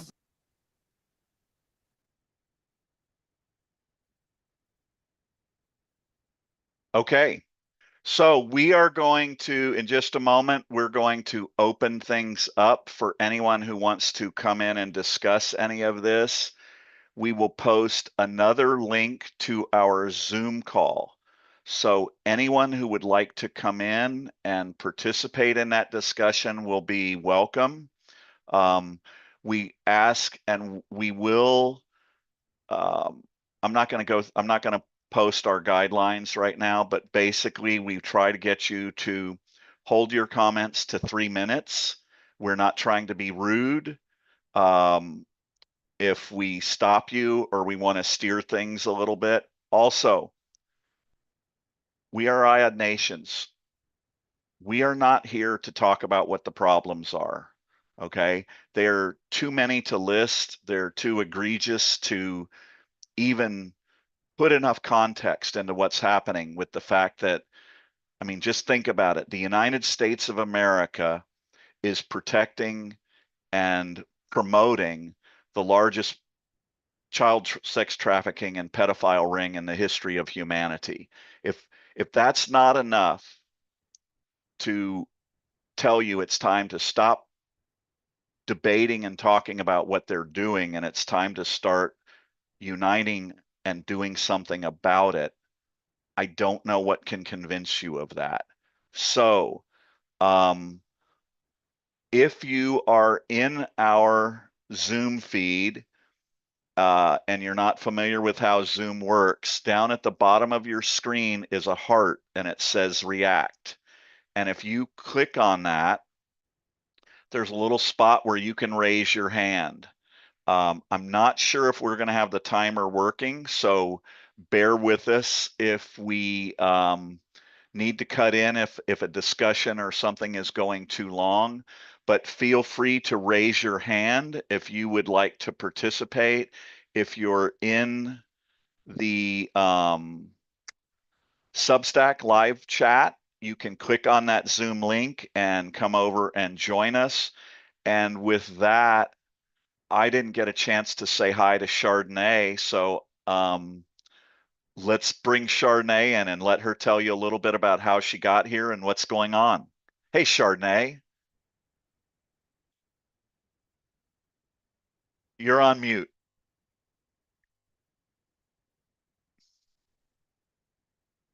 Is this a bad time? No, I got it. Alrighty. It wasn't There we letting go. me unmute. It wouldn't let me talk to you. Okay. Hi, How are Joe you? and Peter and Julie. I am doing great. I had a fun morning. I got some things done for the nations that I haven't been able to do for a few days. So, when you complete something, you feel nice and joyous. So, yay me. And What'd you hi, get Jay. done? It's nice to see you. Welcome. And welcome to Doctor, hi. And welcome to the people I can't see yet, but I hope to. And like Joel said, Peter and I are working our little fingers to the bones, trying to get things set up so we can welcome you all officially with our emails. We're trying to get them just right for you. Because not only do we want to tell you about us, okay, the way I found out about us, I think that we are all joined here. We all come here. It's like there's the saying that when a student is ready, the teacher appears. I think that's the way IOD Nation happens. When we're all ready, we go, oh, wow, look at that. And we come.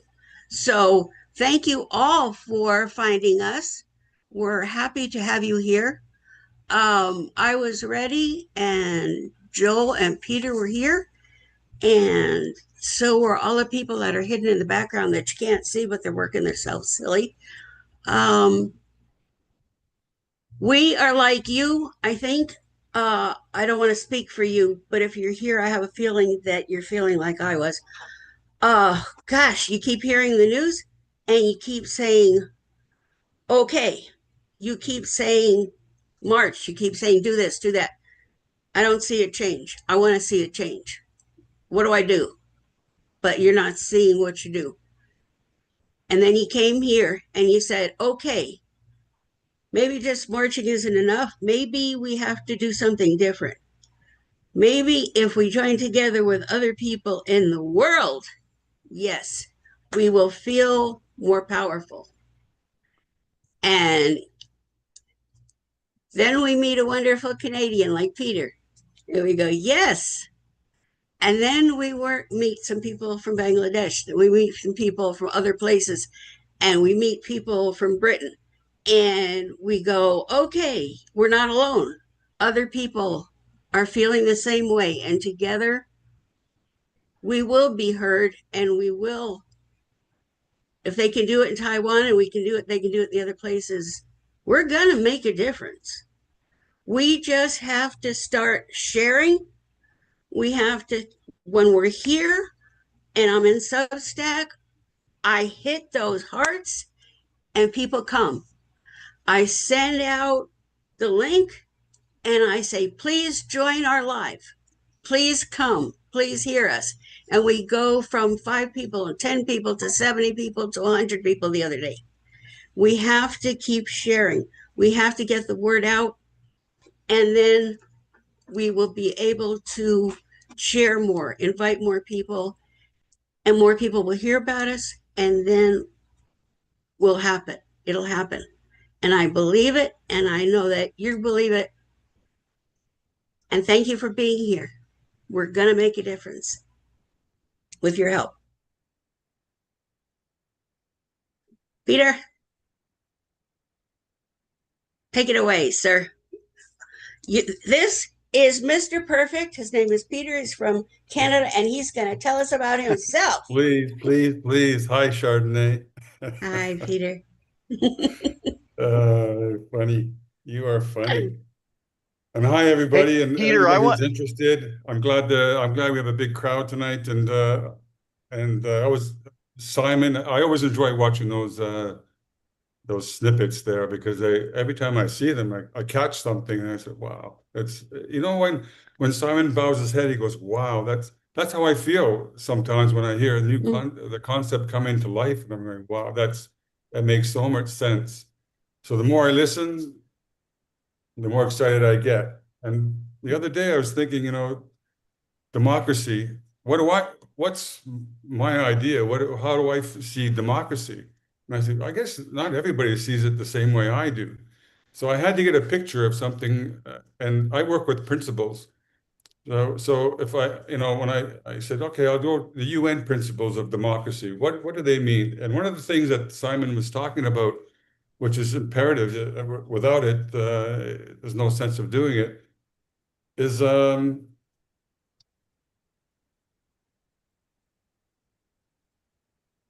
what's it? Was engagement. The word he used was engagement, and then you reinforce that. Good morning, Joel, with engagement, and you reinforced it with responsibility. And it was all in here there's 12 principles, and this is the sixth, this is the seventh one. Citizen participation in government is more than just a right, it's a responsibility. Participation can take form of many forms: in office, voting, elections, blah, blah, blah, debating issues, attending community meetings, paying taxes, serving on a jury, and all those other things that come with democracy. But the importance is the citizen participation builds a stronger democracy. And that's what we're looking, to build something, we need people that are committed to democracy and seeing what I'm seeing, and Chardonnay seeing, Joel is seeing it, and he's doing, well, your work, Joel, is, I don't know how you do it. I don't know where you find the energy, but thank God somebody stepped up. And the point of all this is, I can see democracy is dwindling, it's dwindling away. People are becoming, and I talk people. I'm talking about myself because I was lazy too. I didn't understand. I just somebody else is going to take care of this. Somebody always will take care of this. I'll be fine. And then I said, it's not just about me. It's about others also. Because Joel also mentioned tribal, and we need people. I will not make it through this world alone.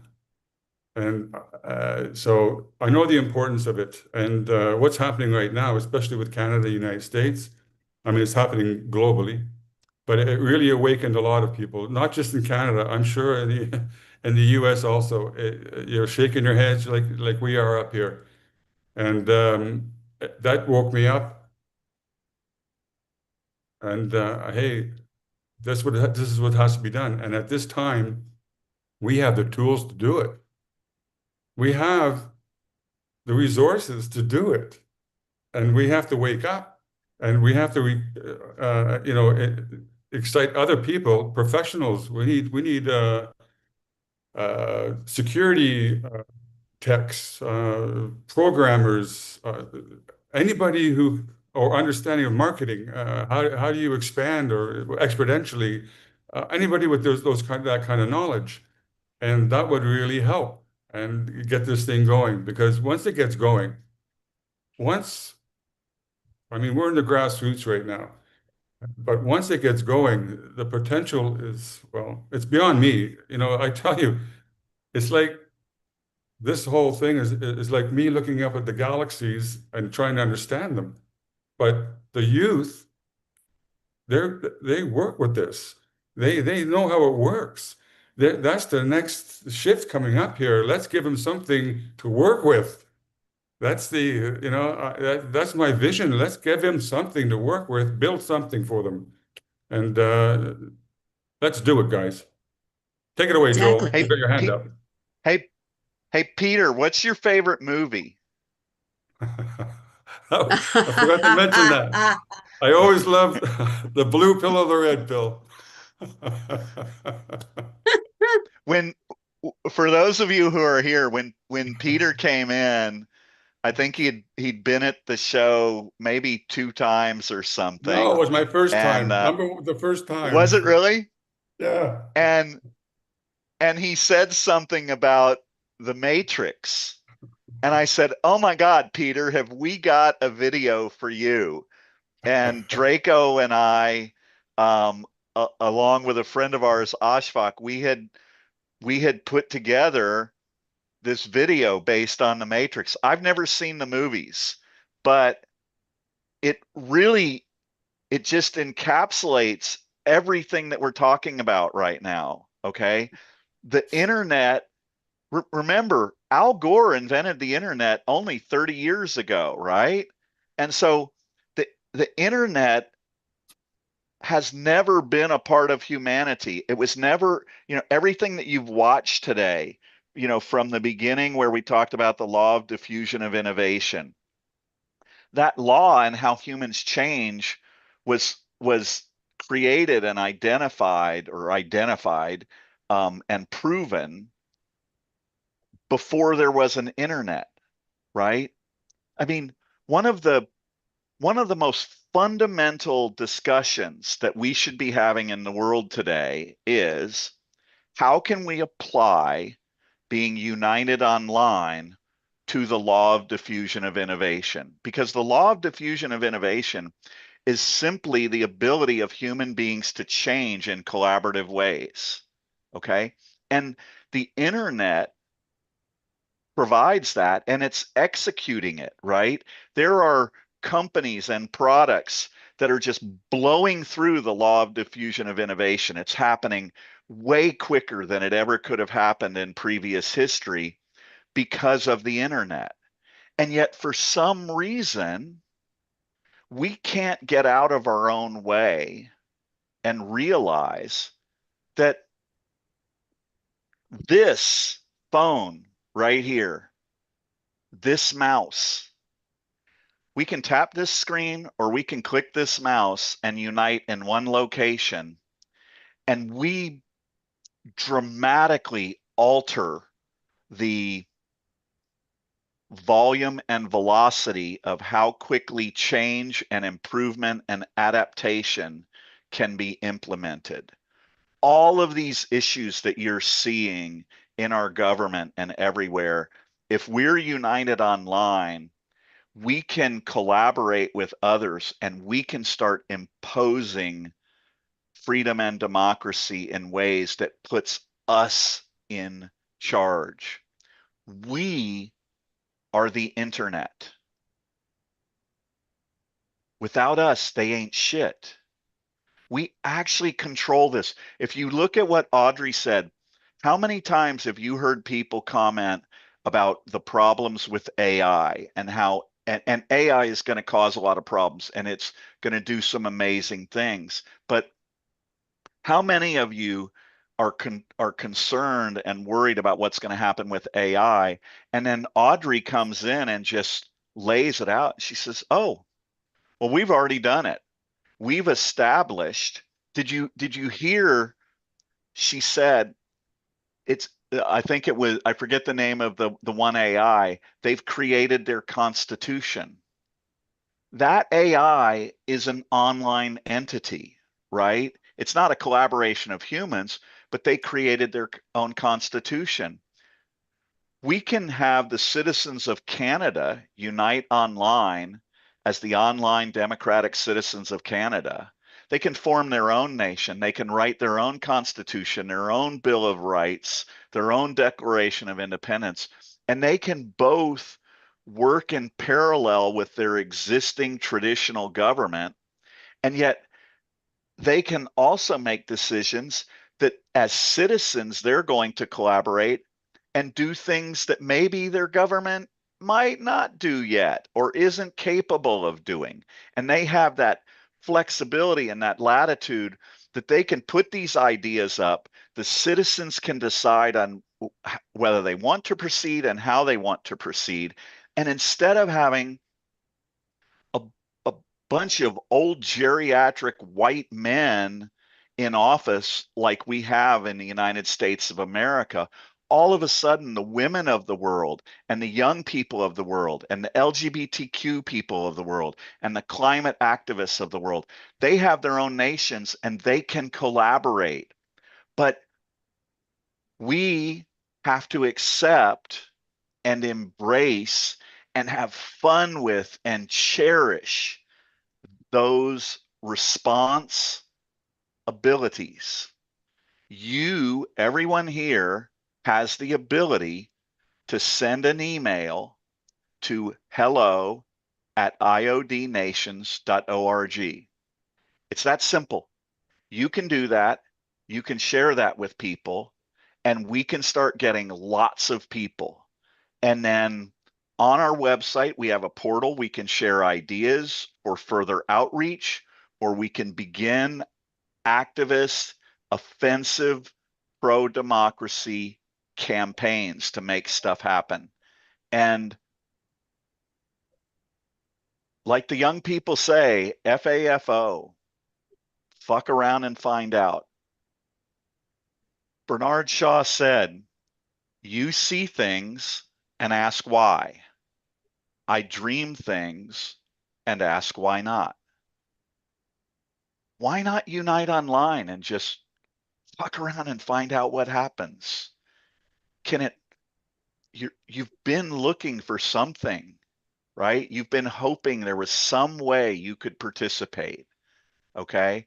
Are we small and rough around the edges and technologically incompetent in a lot of ways? We are, but the people are going to come join this movement, and it's going to happen.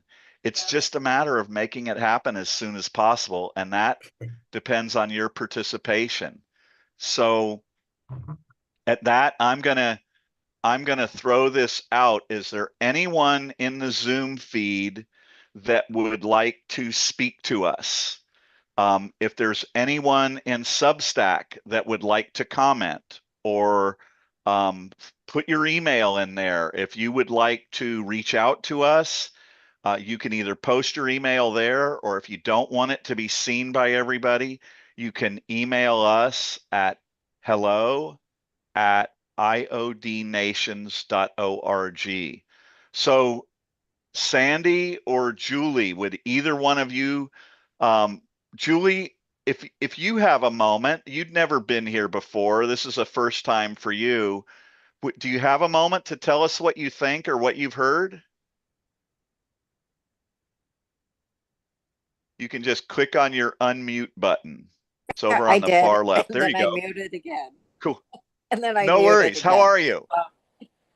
So I'm fine. I had no idea what I was getting into today.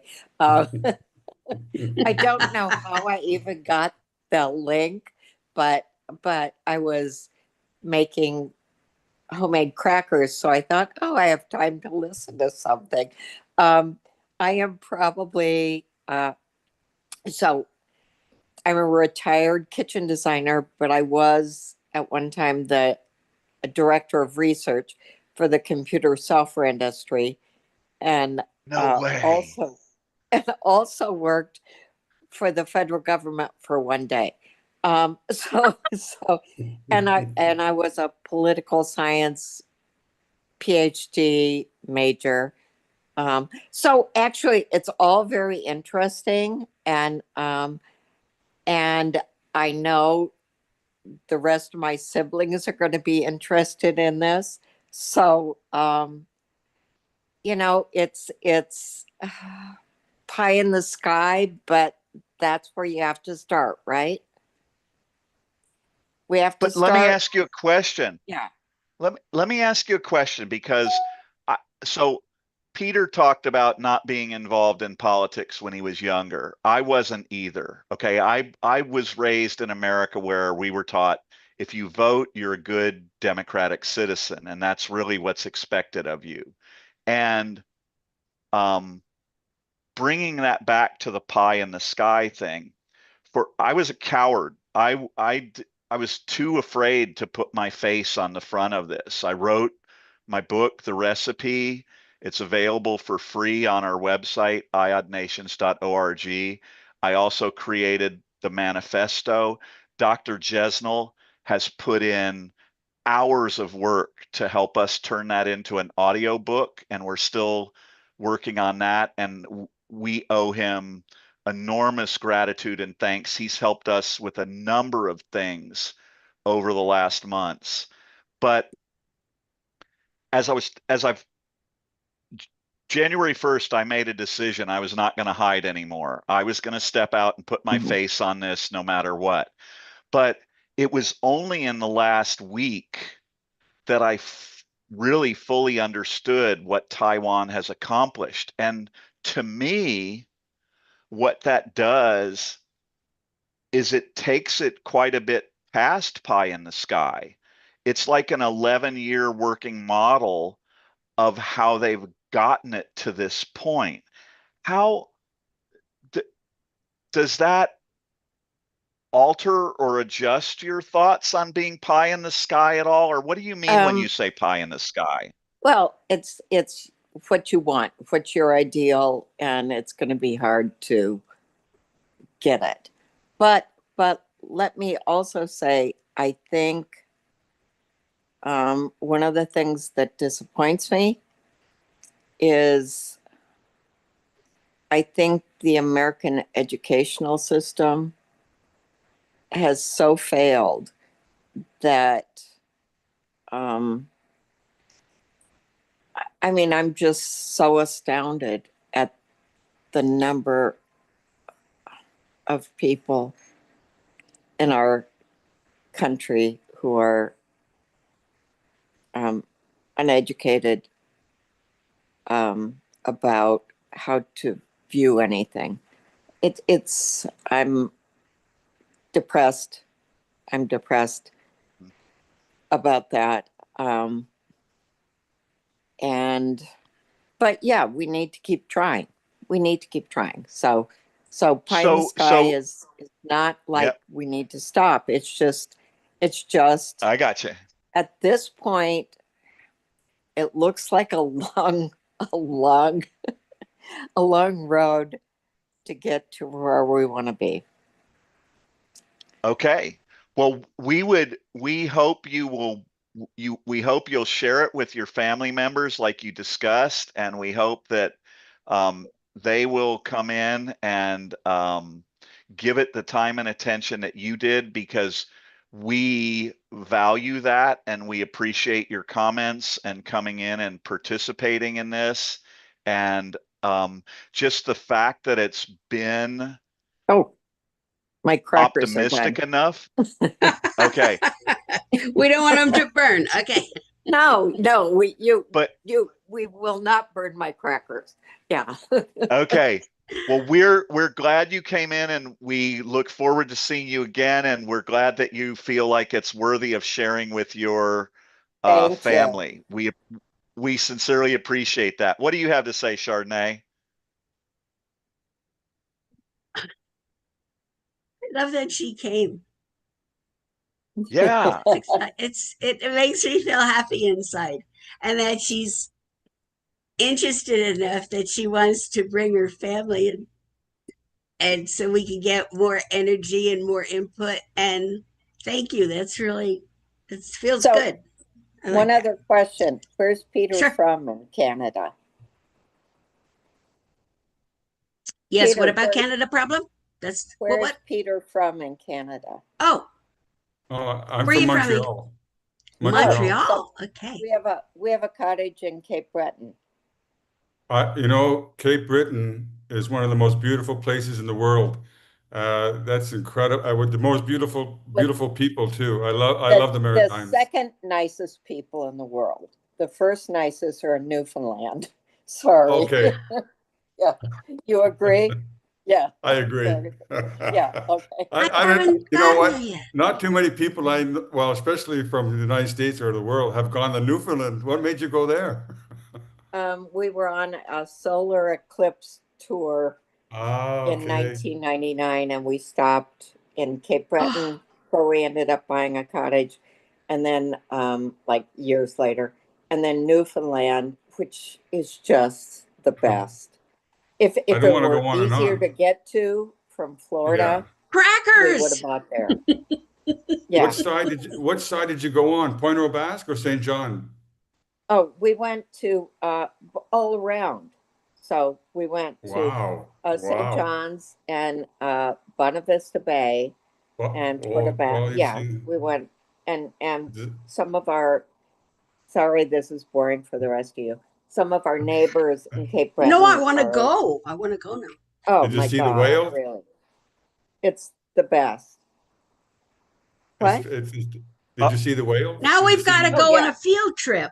Yeah, absolutely. We were on a nerd cruise where half the people were science. Everyone was a science person. They were either a biologist or they were into um, the stars. So it was total nerd. We Oh fit right my in. God, I love it. Well, I'm glad to have you with us. Thank you. It was great to be here.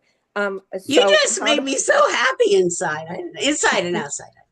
How do I get Thank here you. again? Do you have We'll my send- email? So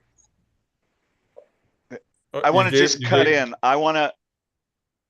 We I need want her to. address so just we wanna can make sure send her a she link dropped- next time. Yeah, I just want. She said she's going to send her. If you, Draco, did you get her email? We have to get her email if we have to link her up next time. Okay. Yeah. Okay, send hello at IOD Nation so yeah. we can get you linked up again. Okay. Okay. Will do. Thank you. Okay. Thanks, Julia. Don't want to lose touch. I won't. Love Okay, you. I want to. Bye, sweetie. I want to throw out a welcome to all of the people who've come in late. If you caught the Yes, end of please. our show or you haven't caught the show, we weren't here just to talk about the beauty of whales. visiting Canada and the whales. Well, that's part of it. You never know. We could visit, we could talk about everybody's country. People who come from different places, that's how we get to know people, right? Yes, And it then is. we learn about how we can make their group. Absolutely. Look at you go. That's the way it happens. Where they start as strangers and end up family. So strangers There you to go. friends to family. Imagine All a right. billion brothers and sisters. That's right. Billions How of brothers and freaking sisters. cool. Billions Can you and billions. Can you What? imagine the day when there's a billion pro-democracy citizens online and they're exerting their power and influence over the world? What that's going to be like? It's And love. It's going to And love. and love Yes. and Yes, I can. And Draco, what else are they going to do? We're going to give you that when we close out the show. Draco's going to Yes. play his agent of peace. So I love it. everybody That's who's why here, we're here, because we can see it and we can feel it and we can visualize it, so we're making it happen. Yep. So we are IOD Nations, iodnations.org. We are promoting online citizen-led democracy on a national, local, regional, state, national, and especially international level. We believe that before long, the youth of the world will be united online as the national and international online democratic youth nations. Go ahead. Don't go Chardonnay. away. Margaret just said that we have to ask their permission to talk to us. And I would like to know what she means. So Margaret, please, because I asked her if she wanted to join our Zoom, and then she said, have to ask our permission to talk to us. And I want to understand what that means. Okay, wait. Margaret says, I have a question. Can you review the way we build this and make the huge IT giant platforms? So before you go away, Joel, can you do that? Well, here's what I would And then here's she what I would said, say then to she moved Margaret. on to, you have to ask their permission to talk to us. So I don't understand the second part, but you can probably maybe do the first part and that may clarify it. I'm not sure. Joel. Okay. So Margaret, I just posted a Zoom link. You can click on that link, I believe, and that should bring you into our call and you can talk. And we would love to talk to you. Yes, I would, because she was so excited. Yes, please. when you talk about the huge IT giant platforms, I am not a tech guy, but what I can tell you is this. It's already been done. Okay. What we showed in Taiwan is that they have created these platforms where their citizens can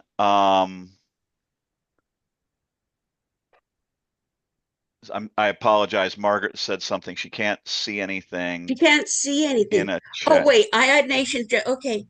We So hopefully posted it she. again there, Margaret. My point is this. We don't have to imagine these large platforms anymore. Okay? Facebook, if you I'm going to oversimplify this, but if you understand what's happening in the world right now, we actually have AI that can build websites for you. Okay. And they're not perfect, they have issues, but there are plenty of people in this world who would love to earn a living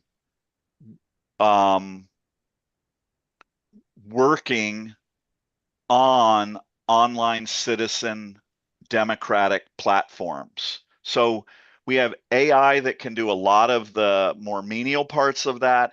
We have existing platforms that are out there for all kinds of social media interaction and all of that. Building the platforms is not the big challenge.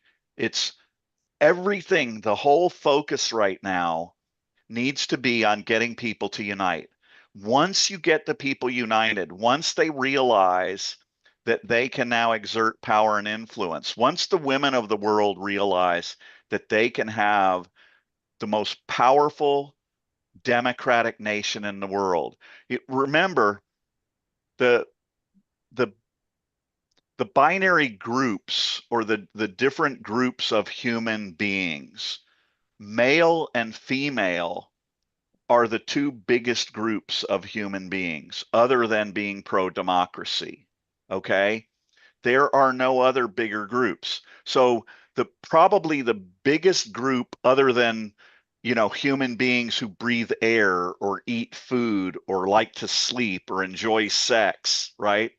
The biggest groups of human beings that can collaborate under these confines, this constriction that we're talking about, are pro-democracy citizens and then either male or female. Okay. And I believe there should be an international online democratic male nation as well. Right. But women have been left out of the power and influence of the world. That's a big reason why we're here. Women know how to collaborate way better than men do. Okay. And so it's this idea that all you have to do is get a whole bunch of people to unite online. And we don't have to go to 1 million or 1 billion first, but you need to at least go from, we've got 200 to 300 people who have emailed us at this point.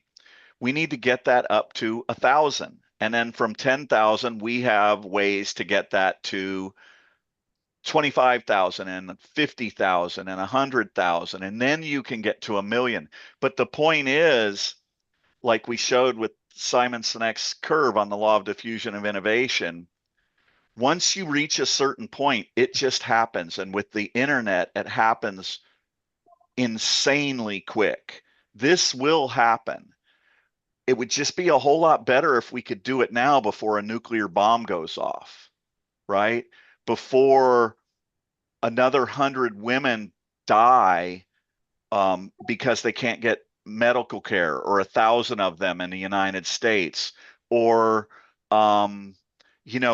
before the next ongoing reality of this child sex trafficking and rape cabal continues to operate.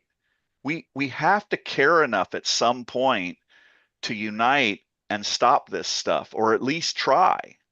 And that's why we're here. We protect our privacy online, Margaret. Margaret made a comment. You'd explained a diagram that showed how we protect our privacy. It's an ongoing process. All of this that we are here experiencing is simply life, right? It's us moving forward in the world we live today and adapting to what's happening there. And that's all we're doing. But we have to move forward. We have to actually change things. We have to do something. We have to try different things. And fortunately for us, all you have to do is click your phone. And if enough people do it, can you imagine what would happen tomorrow if there was a news report and they came out and said, there's this crazy group out of California called IOD Nations, and they now have 1 million pro-democracy citizens united online. Okay? Well, I'll tell you what would happen is the day after tomorrow, they would come out with a news report and they would say, uh-oh, we were wrong. Today, IOD Nations is at 2.5 million people who have registered to become online democratic citizens. How? Like that, we're a world power. And some of you or some of your children or some of your grandchildren, can go on to unite online and establish the International Online Democratic Education Nation. Imagine if we created pro-democracy education courses and we could offer rewards and incentives for the adults and the young people who took those courses on what it takes to have a vibrant, powerful, and influential democracy. And it's all at the tap of our screens. It's all readily available. So, Peggy, I see you came in. Did you want to talk with us at all before we close out? I do. I just want to say thank you, because I've been coming for a few times now, and I want to. I still am conjuring this whole thing up in my head, so I'm with you guys 100%. But thank you. I want to push my question was, you had put up a diagram about how we insulate ourselves from the protrusion of these web providers and things like that, so that they have to come to us to get into our community. That's what I was trying to get at. That was the diagram, and I wanted a refresher on that piece of it, but it's probably online on your website somewhere. So I just wanted to go over that again. So could we show it again? How you see this all working? Could we show it again? Because we have a lot more people now. We're up to 127 people. People weren't here before. Hey, Draco, I think you should. I think it really makes sense.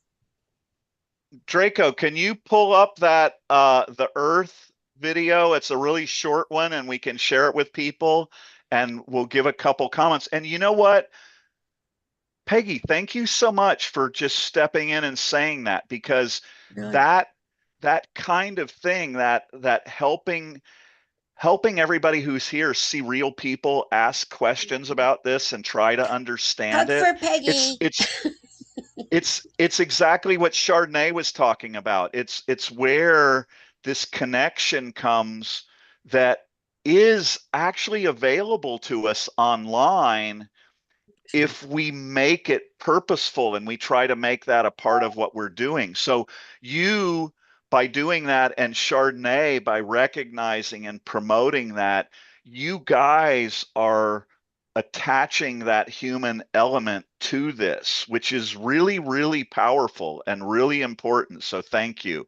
Now, if only we could get Draco to pull it up, because he's a little slow on the pull there. What's going on, Draco? Slow because it's like 4 o'clock in the morning or some ridiculous 2 o'clock, 3 o'clock in the morning. So the poor guy is trying to keep his eyes open. So we have to send love to him. Okay, so before you hit play, Draco, Nikki, and everyone else who's here, you are at iodnations.org, International Online Democratic Nations, iodnations.org. We are promoting and we want you to join us as a part of the international and national online citizen-led democratic movement. And so we're going to show you a little video. It's a little rudimentary, but we're going to show it to you, and then I'll cut in and give you a little bit further detail, and we'll explain what we mean. So go ahead and hit play, Draco.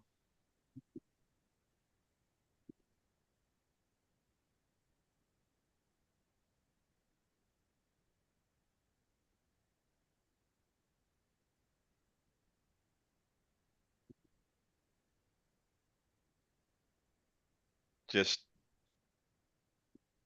hang tight.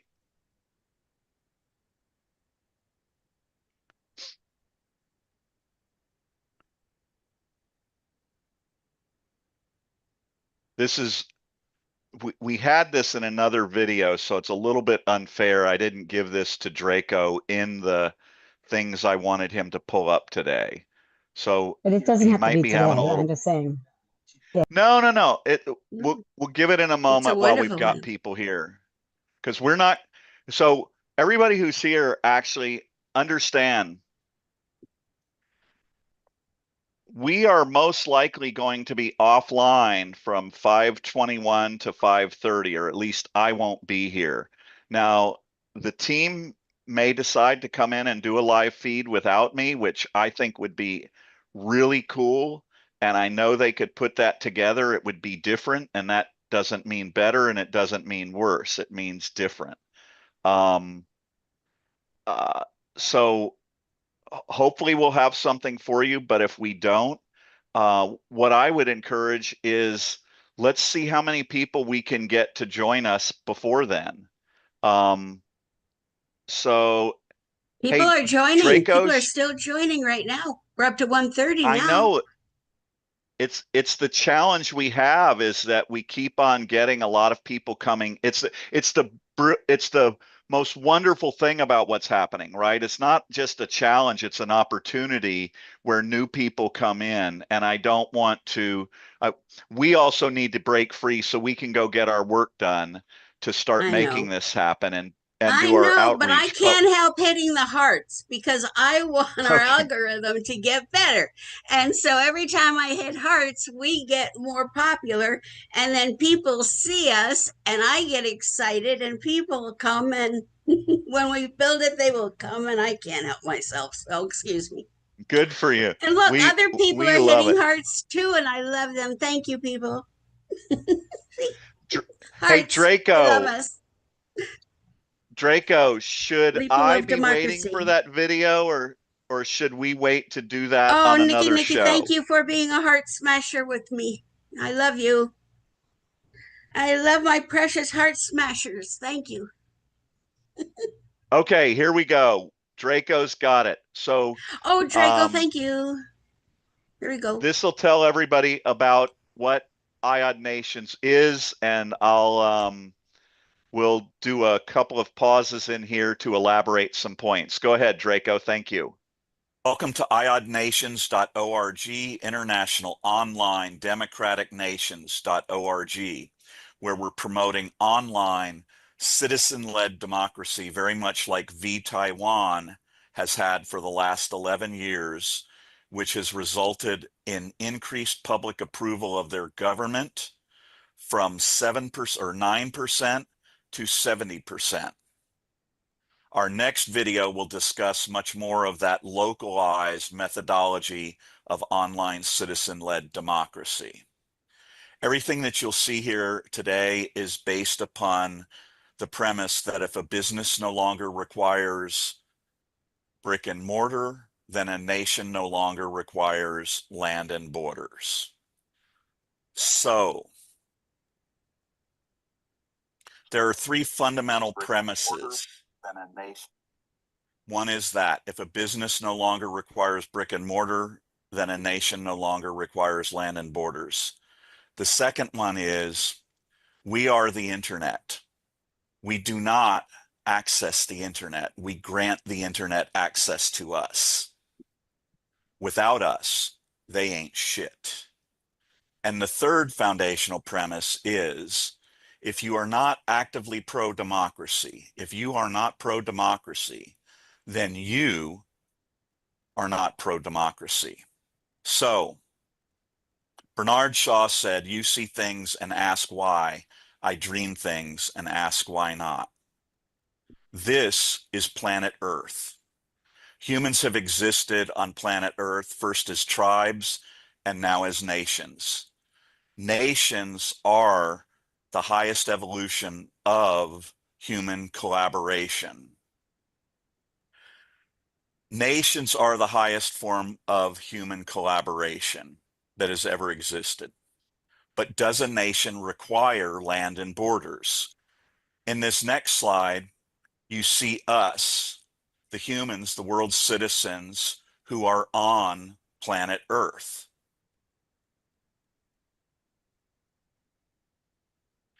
Currently, we are being used and abused like crops or cattle or swine. And we are being exploited. About 30 years ago, Al Gore invented the internet. And at IOD Nations, we ask you to consider looking at the internet as if it's its own environment or atmosphere, and it completely surrounds planet Earth and all of human existence now. So our world has changed in ways that were never viable or did not exist until Al Gore invented the internet. And now this is what's happening on the internet. We currently have these entities. These are a visual simulation. Go ahead and pause that, Draco. Okay. So for Peggy and everyone else, this is way better than what we did before when I drew it on the wall, but it's still pretty rudimentary. What you're looking at here, so within the internet is this environment or this atmosphere of communications and connection that now envelopes the world, okay? And all of us human beings use that. Now, within the internet, we have occupiers of space. So Facebook has their world. They occupy a space in the internet. Reddit does. Countries do, right? So Russia and Iran and China and North Korea, they're all working together to promote authoritarianism. They occupy all manner of different spaces in the internet.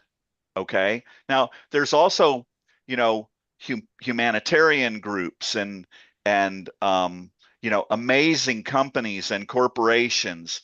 All of these are out there in the internet, but we're focusing on the fact that there are very wealthy and powerful entities on the internet who are destroying our freedoms and democracies. They are taking control of the internet because we're allowing them to. Okay. And so the white arrows that you see are this false premise that we access the internet. If I asked anybody here who hasn't been to one of our shows, if I asked you, do you access the internet, or do you access Facebook, or do you access Twitter or X, right? You would say yes. But what we contend is that you do not. We do not. We grant them access to us. I can open up my phone and I can be online all day, okay? And I can never choose to grant Facebook access to me. That's my choice. I have dominion over who gets access to me on the internet. If I choose to accept that response ability, I have the ability to choose how I'm going to respond. So when you look at Facebook, for instance, I have a particular beef with them.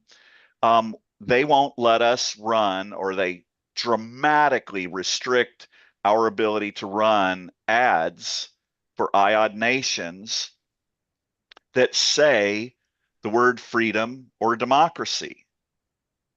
Well, how the hell do we allow that? That's bullshit. Okay? That Facebook only exists because of freedom and democracy. Okay? Twitter or TikTok or whatever they are, they're only there because freedom and democracy created the internet. Okay? And what I'm saying is we, the pro-democracy citizens of the world, which is the largest, I believe, the largest contingent of human beings on planet Earth.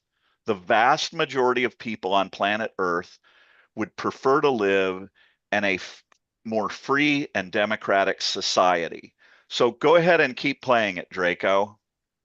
Some of the most powerful and influential entities in the internet, but they are not the internet. They have trained us, in essence, to think that they are the internet. And the arrows that you see going out is this representation that we have. If I were to ask anyone here, do you access the internet?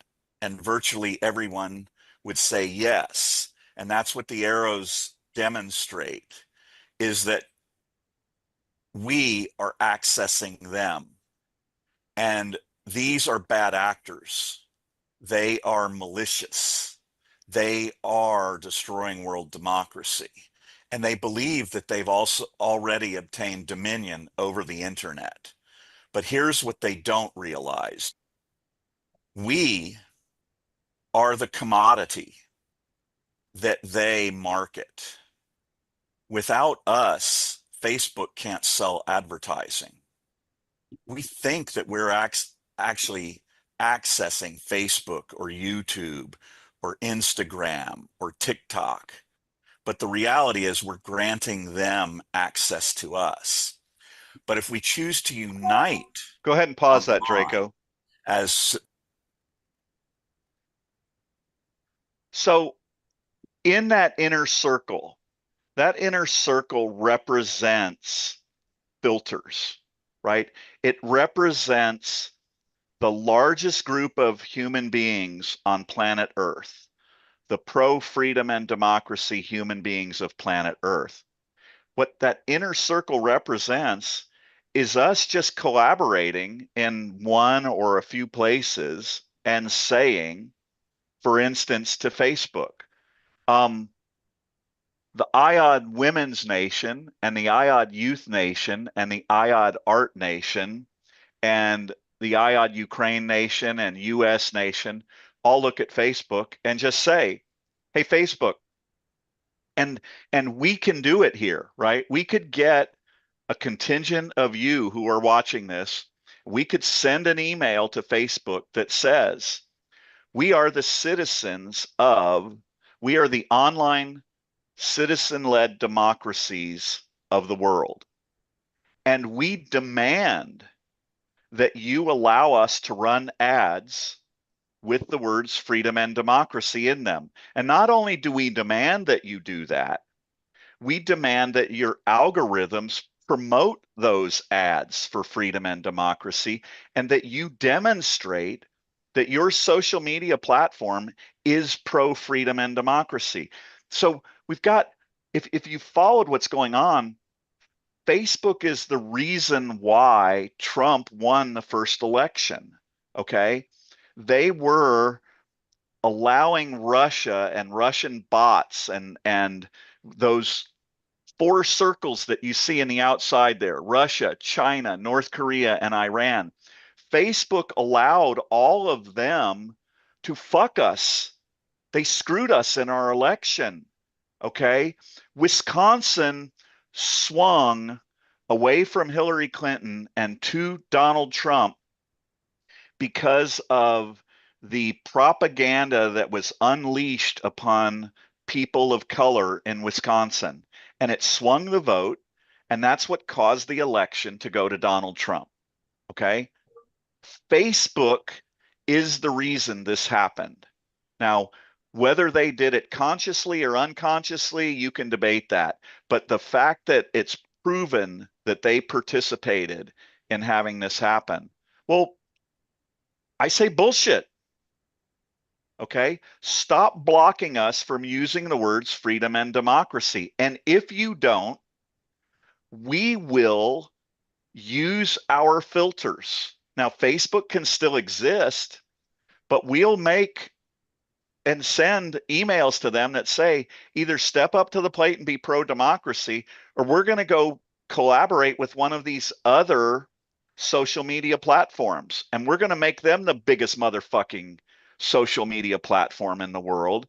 And you guys are not going to be able to sell advertising to 1 billion people because they're not going to be using your social media platform. And all we have to do is unite online, make that decision, and with technology, we can just apply those filters to our pro-democracy citizens of the world who are united online. We control that. We can use technology to control it. And what's going to happen is the minute you even suggest that, the minute you get enough people to make that demand of Facebook, Facebook's going to go, oh my God, oh my God, oh my God, our whole model is at risk. What in hell are we going to do? And we're going to look at Facebook and we're going to say, we're going to tell you exactly what you're going to do because we've all met online and we've determined the 4 or 5 criteria that we have because we're in charge now. We're the online democratic citizens of the world. We are the badass motherfuckers that you've been afraid of. And we're here now. And then what's going to happen is YouTube and Instagram and TikTok and Twitter, they're all going to sit there and they're going to go, oh my God, these pro-democracy citizens of the world are all united online. And we either need to figure out how to work with them or we're not going to be able to market to them. And our advertising income and everything that we've built as a company is going to fall apart. And it's this total flip of the script where now the pro-democracy citizens are in charge. And you look at the model of what's being done in Taiwan, and it just shows you how those citizens collaborate and decide what they want to make happen. So that inner white circle is just us using technology as the pro-democracy citizens of the world to put up our filters. And in the next, as this video goes, you're going to see little arrows that come down and hit that white line and they bounce back. That's these companies saying, oh my God, we still want to have access to you. We still need to have access to you. And the arrows bouncing back away represent our filters. It's like a force field of pro-democracy, intentional goodness. And it says, oh no, you don't get to come to us unless you meet our requirements. We're the ones in charge now. So go ahead and hit play, Draco. For instance, the IOD US nation, the IOD women's nation, the IOD UK nation. These are citizen-led unifications. They are separate from our existing traditional governments. These nations, like the IOD Youth Nation and the IOD Art Nation, they can have their own constitution. They can have their own Bill of Rights or Declaration of Independence. They can have their own voting systems with ranked choice voting if they want. They are their own nations. They are their own entities. But what is amazing about this is by uniting online and establishing some filters, we realize that we can set up filters that do not grant them direct access to us because we are the internet. Without us, they ain't shit. Okay? When we unite and we establish that every entity that wants unfiltered access to us, whether that's economically, socially, religiously, politically, internationally, if they want access to us, we require that they prove that they are pro-democracy. Otherwise, they get filtered access to us. And at this moment, when we do this, we have completely flipped the script, right? All we have to do is target any one of these entities or any one entity with enough people united online, and then everybody, all of the others, once you down one or once you significantly impact one, all of the others, if you're large enough, if you're united enough, if you're collaborating well enough, they all start coming to us. We aren't, then when that happens, we aren't in this feed trying to figure out how to protect ourselves from them. They're in a feed like this trying to figure out what they need to do to get access to us so that their business models stay viable. And if they don't adapt, if they don't demonstrate that they're pro-freedom and democracy, we are the internet. Without us, you ain't shit. And that's when we flip them off and we let them know that the whole dynamics of what's going on in the world have just shifted. And everything, economically, socially, militarily, politically, it's all now put into the hands and largely controlled by the pro-democracy citizens of the world who have united online.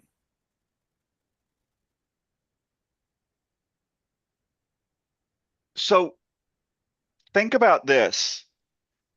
Russia, China, North Korea, and Iran. What do they all have in common? They all, when things got rough, they immediately went in and radically curtailed the access to the internet so that their citizens could not unite. Okay. They did not want to have another Arab Spring. Okay. The Arab Spring happened largely because of social media. When in Egypt, the people rebelled. Okay. In Bangladesh, where Draco and Rakesh and all the other members of our team are from, they had it just a couple years ago. The young people and others in that country rebelled and they overthrew their authoritarian government. Okay. But Iran, Russia, China, and North Korea all dramatically now control access to the internet. And we're sitting here in the United States as our country is going more authoritarian. We may have actually lost. Well, our last elections show that our elections can be rigged and swung. Okay. We are looking at our government that's violating our constitution. Okay. They're decimating our economy. All these trade agreements that we had with Europe and the world, those are all being rewritten right now because these other countries can't trust us and they don't want their economy to be contingent on an authoritarian economy. So they're rewriting. This is why like 30 or 40% of the farmers in the Midwest have declared bankruptcy or whatever. Okay. And the control comes from control of the internet. Now, in the United States, that control is happening just with overwhelming shit. So they haven't shut down the internet, but they're doing so many horrific and illegal and immoral and corrupt things that we just can't deal with it, right? And so if you go to, like I did, you go to 50 other Substacks and they're all in there and everybody's raging and screaming and crying and upset about all the horrible things that are happening, but nobody's doing a damn thing about it. And you got to control the internet. You have to come in, you have to accept your response ability. And the thing is, there's never been another generation of human beings that could collaborate and unite and accomplish this as easy as it is for us. We can do it all simply by tapping our screen, right?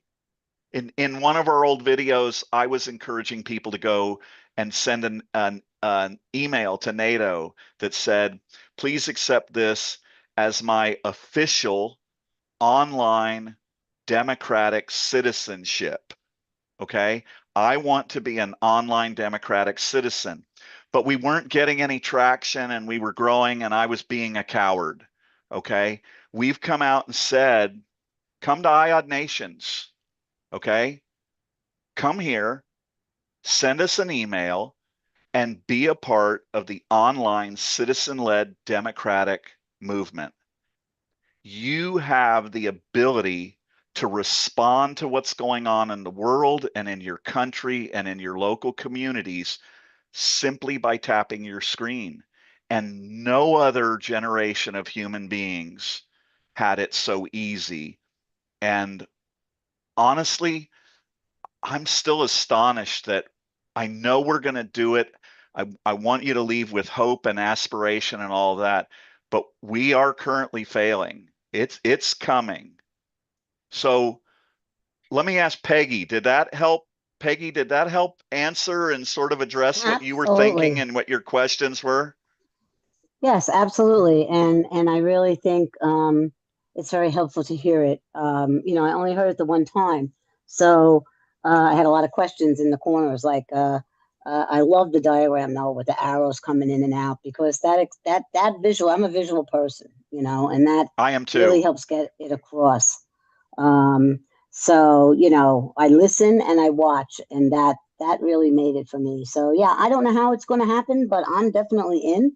And I wanted to say I go to this Network Nova call every Friday afternoon at noontime. And I was wondering if I could hook you up with them because they are women, they are badass women who get shit done. And that is their motto.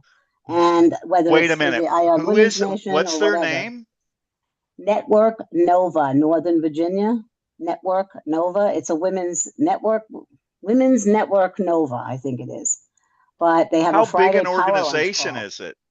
They're pretty big across the entire state of Virginia, and now tons of grassroots activists from other states are joining the calls. And the two women who run it, Kathy Richardson and Fanone, I can't think of her last name. Fanone, I'll get it. But they do a Sunday night drop now on Substack. They just started on Substack. So I know it's not particularly the political angle, but it is. And if we could get started in Virginia, Virginia's hot right now with this stuff that happened here, you might be able to get I'm from Virginia.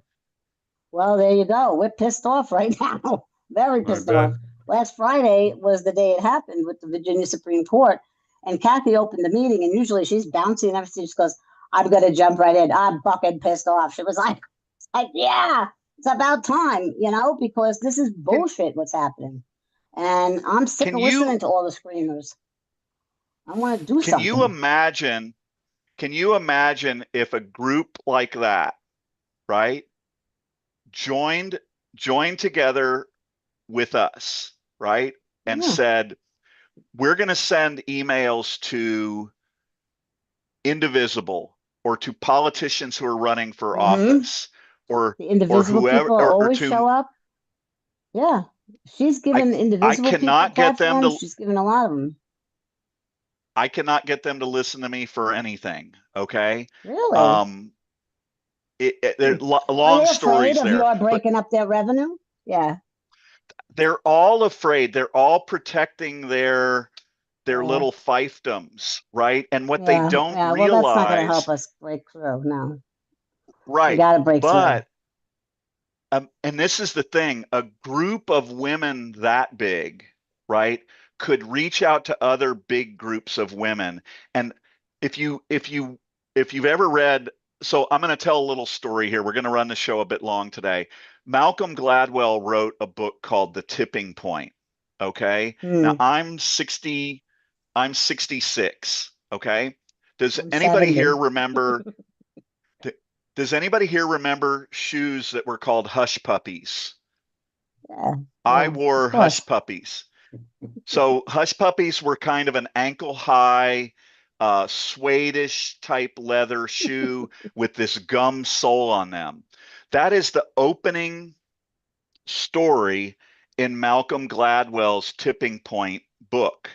And what he tells the story of is in New York, there were like these hipster kids who started wearing hush puppy shoes. So the company that manufactured hush puppy shoes was, they were selling, who knows, maybe 40,000 pair a year or something. Okay. Mm-hmm. And then these hipster kids started wearing hush puppy shoes. And then an influencer in New York saw it, got hush puppies, went on like the Tonight Show or did something, and somebody Yeah. said, "Hey, tell us about the shoes." And he said, "These are the coolest freaking shoes in the world." Within a year, hush puppies went from like 20 to 40,000 to 400,000 pairs of shoes. And what Gladwell talks about is it's this tipping point, and we never know where the tipping point's going to happen, but it usually happens with an influencer. Now, an influencer does not have to be an individual. An influencer could be this group of women from Northern Virginia who all of a sudden say, you know what? God damn it, I am pissed off.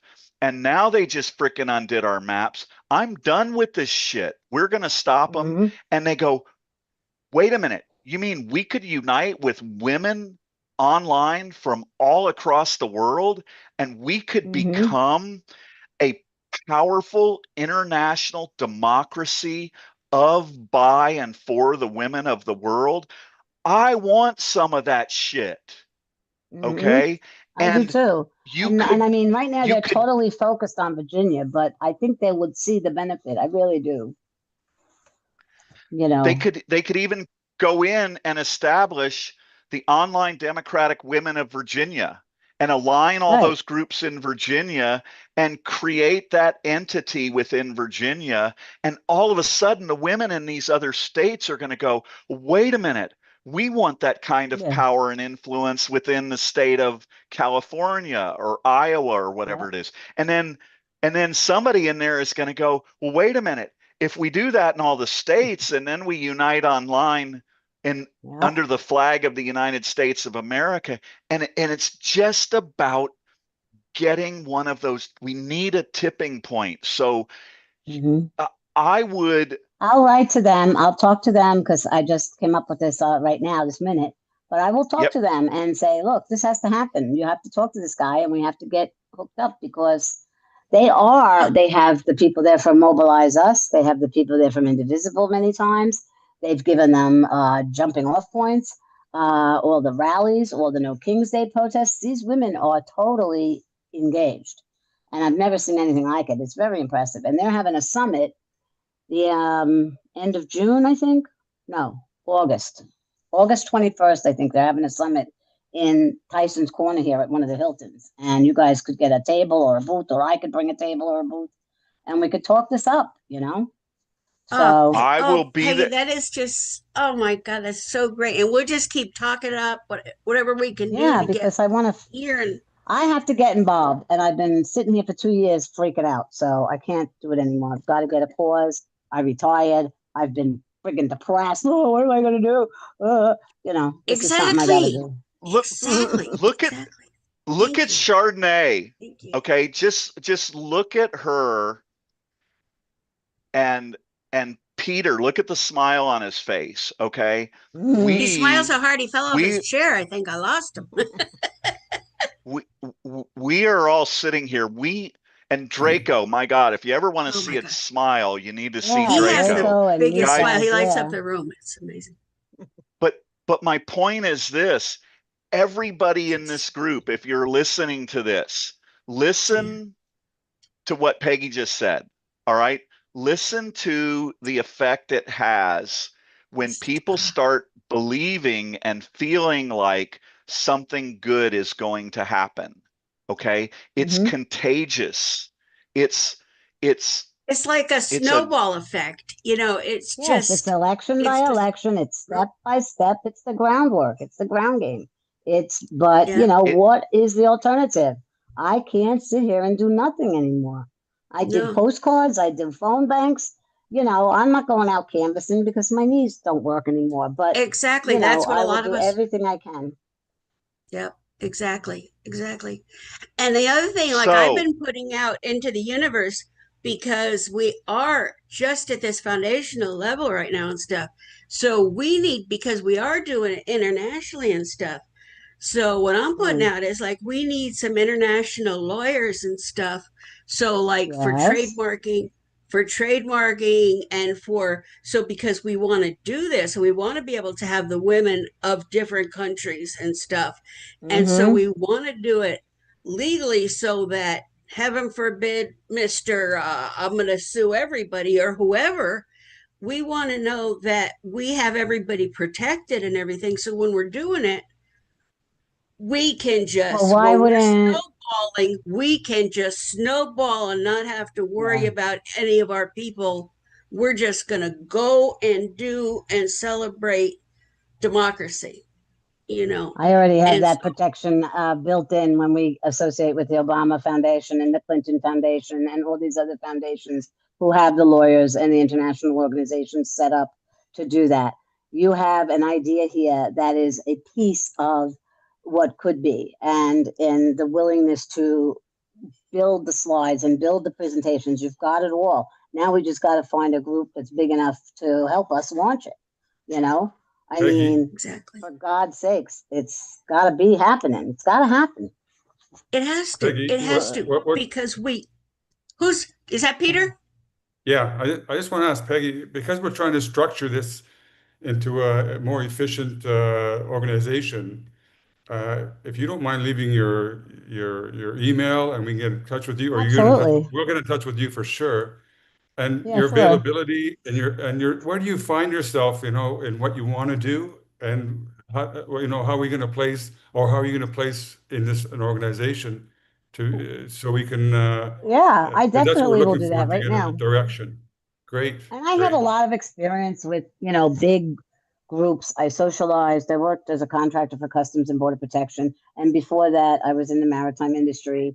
And we changed the way the entire world handles import cargo electronically. We went from full paper to paperless and all that kind of stuff. And it took 13 years of progress and socialization, and that this is not the government coming after you. This is you taking your information and Exactly. using it properly and that kind of stuff. Exactly. So I got And some we just background want to in have that. some. And Oh, that's great. And we just want to get a few things like simple right now too. yeah, And I don't want to make trouble, but I mean like simple things like some hats or like some shirts, t-shirts or something merch, like that. baby. You need some merch. Absolutely, you need merch. We need merch so that when people see it, they say it's amazing how many people like Don Lemon or something. And all of a sudden Yeah, people are right. buying He's lemon hats and unbelievable. lemon shirts and Yeah. they want to do it because they're happy about it. They're excited about it. They see it and they go, "Oh yeah, I'll buy a hat for 25 bucks or whatever." And then we can make some money to do Mm-hmm. what we want to do. And the Cuz right bring organizations now and pay for. Joel's been spending his money from his work. Well, that's And not so good. we bring got back to We need to hush get help you. merch. We got to bring get back some Bring back hush hush money. puppies puppies. with the IOD logo on them. Right there, baby. But Okay. The and I he's official like the always logo. wearing official a hat shoes of online citizen-led democracy. where people They aren't have to going to be see your orange. feet. But he's always wearing a hat. So I want to get him an That's IOD right. Nation's hat, darn it. Yes. Hey, Yes. just remember this hat is for public radio in San Luis Obispo County. And Okay. one of the things that online democratic nations will do is obtain control and put up the filters just like they're doing in Taiwan for your journalism, your news, and your information. Mm-hmm. This is the whole thing. When the pro-democracy citizens of the world unite online, they are going to rewrite and reconfigure how everything is done. Okay? Mm-hmm. If you remember when Ronald Reagan was elected, there was a movement that was promoting truth in journalism, and it was coming Mm-hmm. through and it was beginning to be mandated, and he blocked it and he prevented it from happening. And what's going on in Taiwan right now, with, if you saw that video earlier, they're doing it with that application. And if Mm-hmm. the citizens create it and the citizens do it, what you're doing is you're putting together another filter that says we have to be able to confirm whether what you're saying is true or not. And if it's not true, it goes to this other bin and it's filtered. Mm-hmm. And so when Peter wants to go on and find out what's going on with bicycling laws in Montreal or whatever, right? He Mm-hmm. can go into the app, he can click on it, he can find out what the propaganda and the misinformation is, and it's right there. He can find out what the status is, how much it's going to cost, and he can go, yes, I agree with that, or no, I disagree with that. And then the citizens get to move that forward, and we get to do that. If enough people unite online, you get to do that in every aspect of your lives.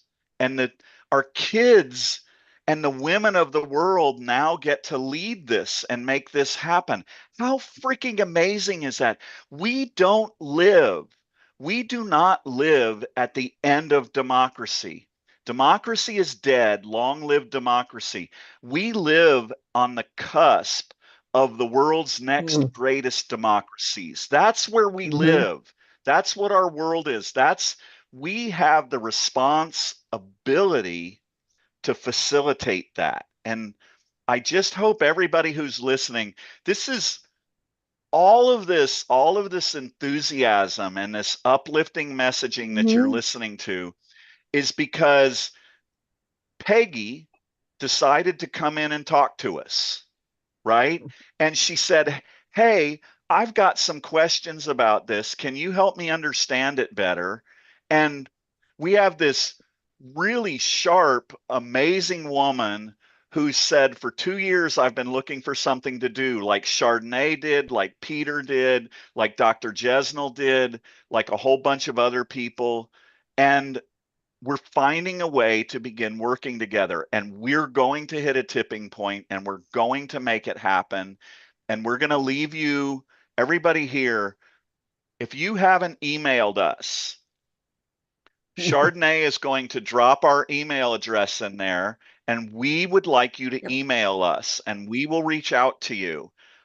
Draco and I are going to go do an email campaign to Trevor Noah, and we're going to put that out there, and we're going to send it to all of the people who have sent their email to us, and we're going to ask you to also email Trevor Noah, Simon Sinek, Stephen Bartlett, and Mm-hmm. Audrey Yang. And we're going to Okay. ask you to send those emails to see if we can get them to engage with us. And that is one of the first of many campaigns that we need help with. And we could Okay. do a whole lot more if more of you were participating. And Peter is going to be running that. Chardonnay is going to be working with outreach to these volunteers, and she's going to use all that energy and positivity to engage with you, and we're going to make it happen. That's what's Okay. going to happen here, guys. Yay, So Chardonnay. we're going to leave you we're going to leave you with a message from Draco, who's from Bangladesh, and Draco and I have worked together for years. He does And he is the helps me biggest with the smile you've ever videos. seen. And so we're going to leave you with his closing message of, we call him AOP, our Agent of Peace. And so when while this video is playing, I urge you to email us or share your email, and we Lots look of forward to emails, seeing you lots. next time. Okay. We want to play with all of you. Thank Please, you, please. Peggy. You're Oh, I welcome. love you, Thank you. Peggy. I love you too, Chardonnay. Peggy. Okay, A Chardonnay I don't have to Draco, drink. hit it. I can't drink. Me either. Here's Draco's message to the world. Okay, Draco, we're ready. All right. People, nice. Myself Draco, He's and not I'm an smiling. agent of peace. If you ever feel like the world is heading toward chaos and hope is fading, I want to offer you a spark of light.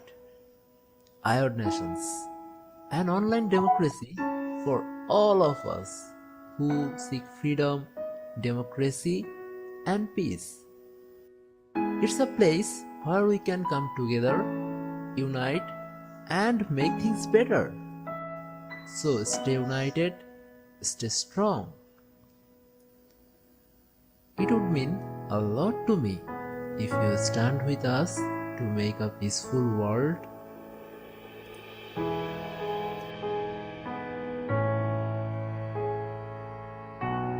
So beautiful. Isn't that lovely? He is. Oh, I just love it. Yep. That's great. The first 25 times I watched that, I couldn't watch it without tearing up. Yeah. He is an amazing human being, and I'm so happy to work with him. And we're happy to have everyone who was here. Draco, Yeah, I gotta I'm go cook assuming dinner. you'll make sure. Yep, I got to get going. I know Chardonnay and Peter have some work to do, and I've got to go work with Draco on this email. Thank you so much to everybody who stayed. We know it was a long show, but given what the conversation that we had with Peggy, it was so worth it. We're just fortunate to have another person who gets it. So that Peggy, is really cool. You can just All right. set Chardonnay at iodnation.com. I mean, org. Okay, great. Okay. .org. Then we Okay, can play got if it. you want. Okay. Yes, definitely. Well, I need to talk to you about some things. Okay. Sure. Thank you All right. Have a Thanks everybody. Thanks have a for good everybody who afternoon or night or watched. whatever. And Thanks for if- coming, if everyone. We you're- love you. Bye-bye. If you're part of the Zoom call and you want to briefly hook up afterwards, Peter and Chardonnay will be doing some basic work on their email campaign outreach to the organizers. And we will probably talk in there for just a minute. Maybe I can get a moment with Dr. Jesnal in there if that works. That's nice. I would like to say hi to him. Yeah. So thanks everybody. I'm going to count down. 5, 4. Draco, make sure we get a copy of all the comments so we have the email addresses. 3, 2. Bye, Sandy. 1. We'll see you guys. Next Bye-bye. time you talk to us.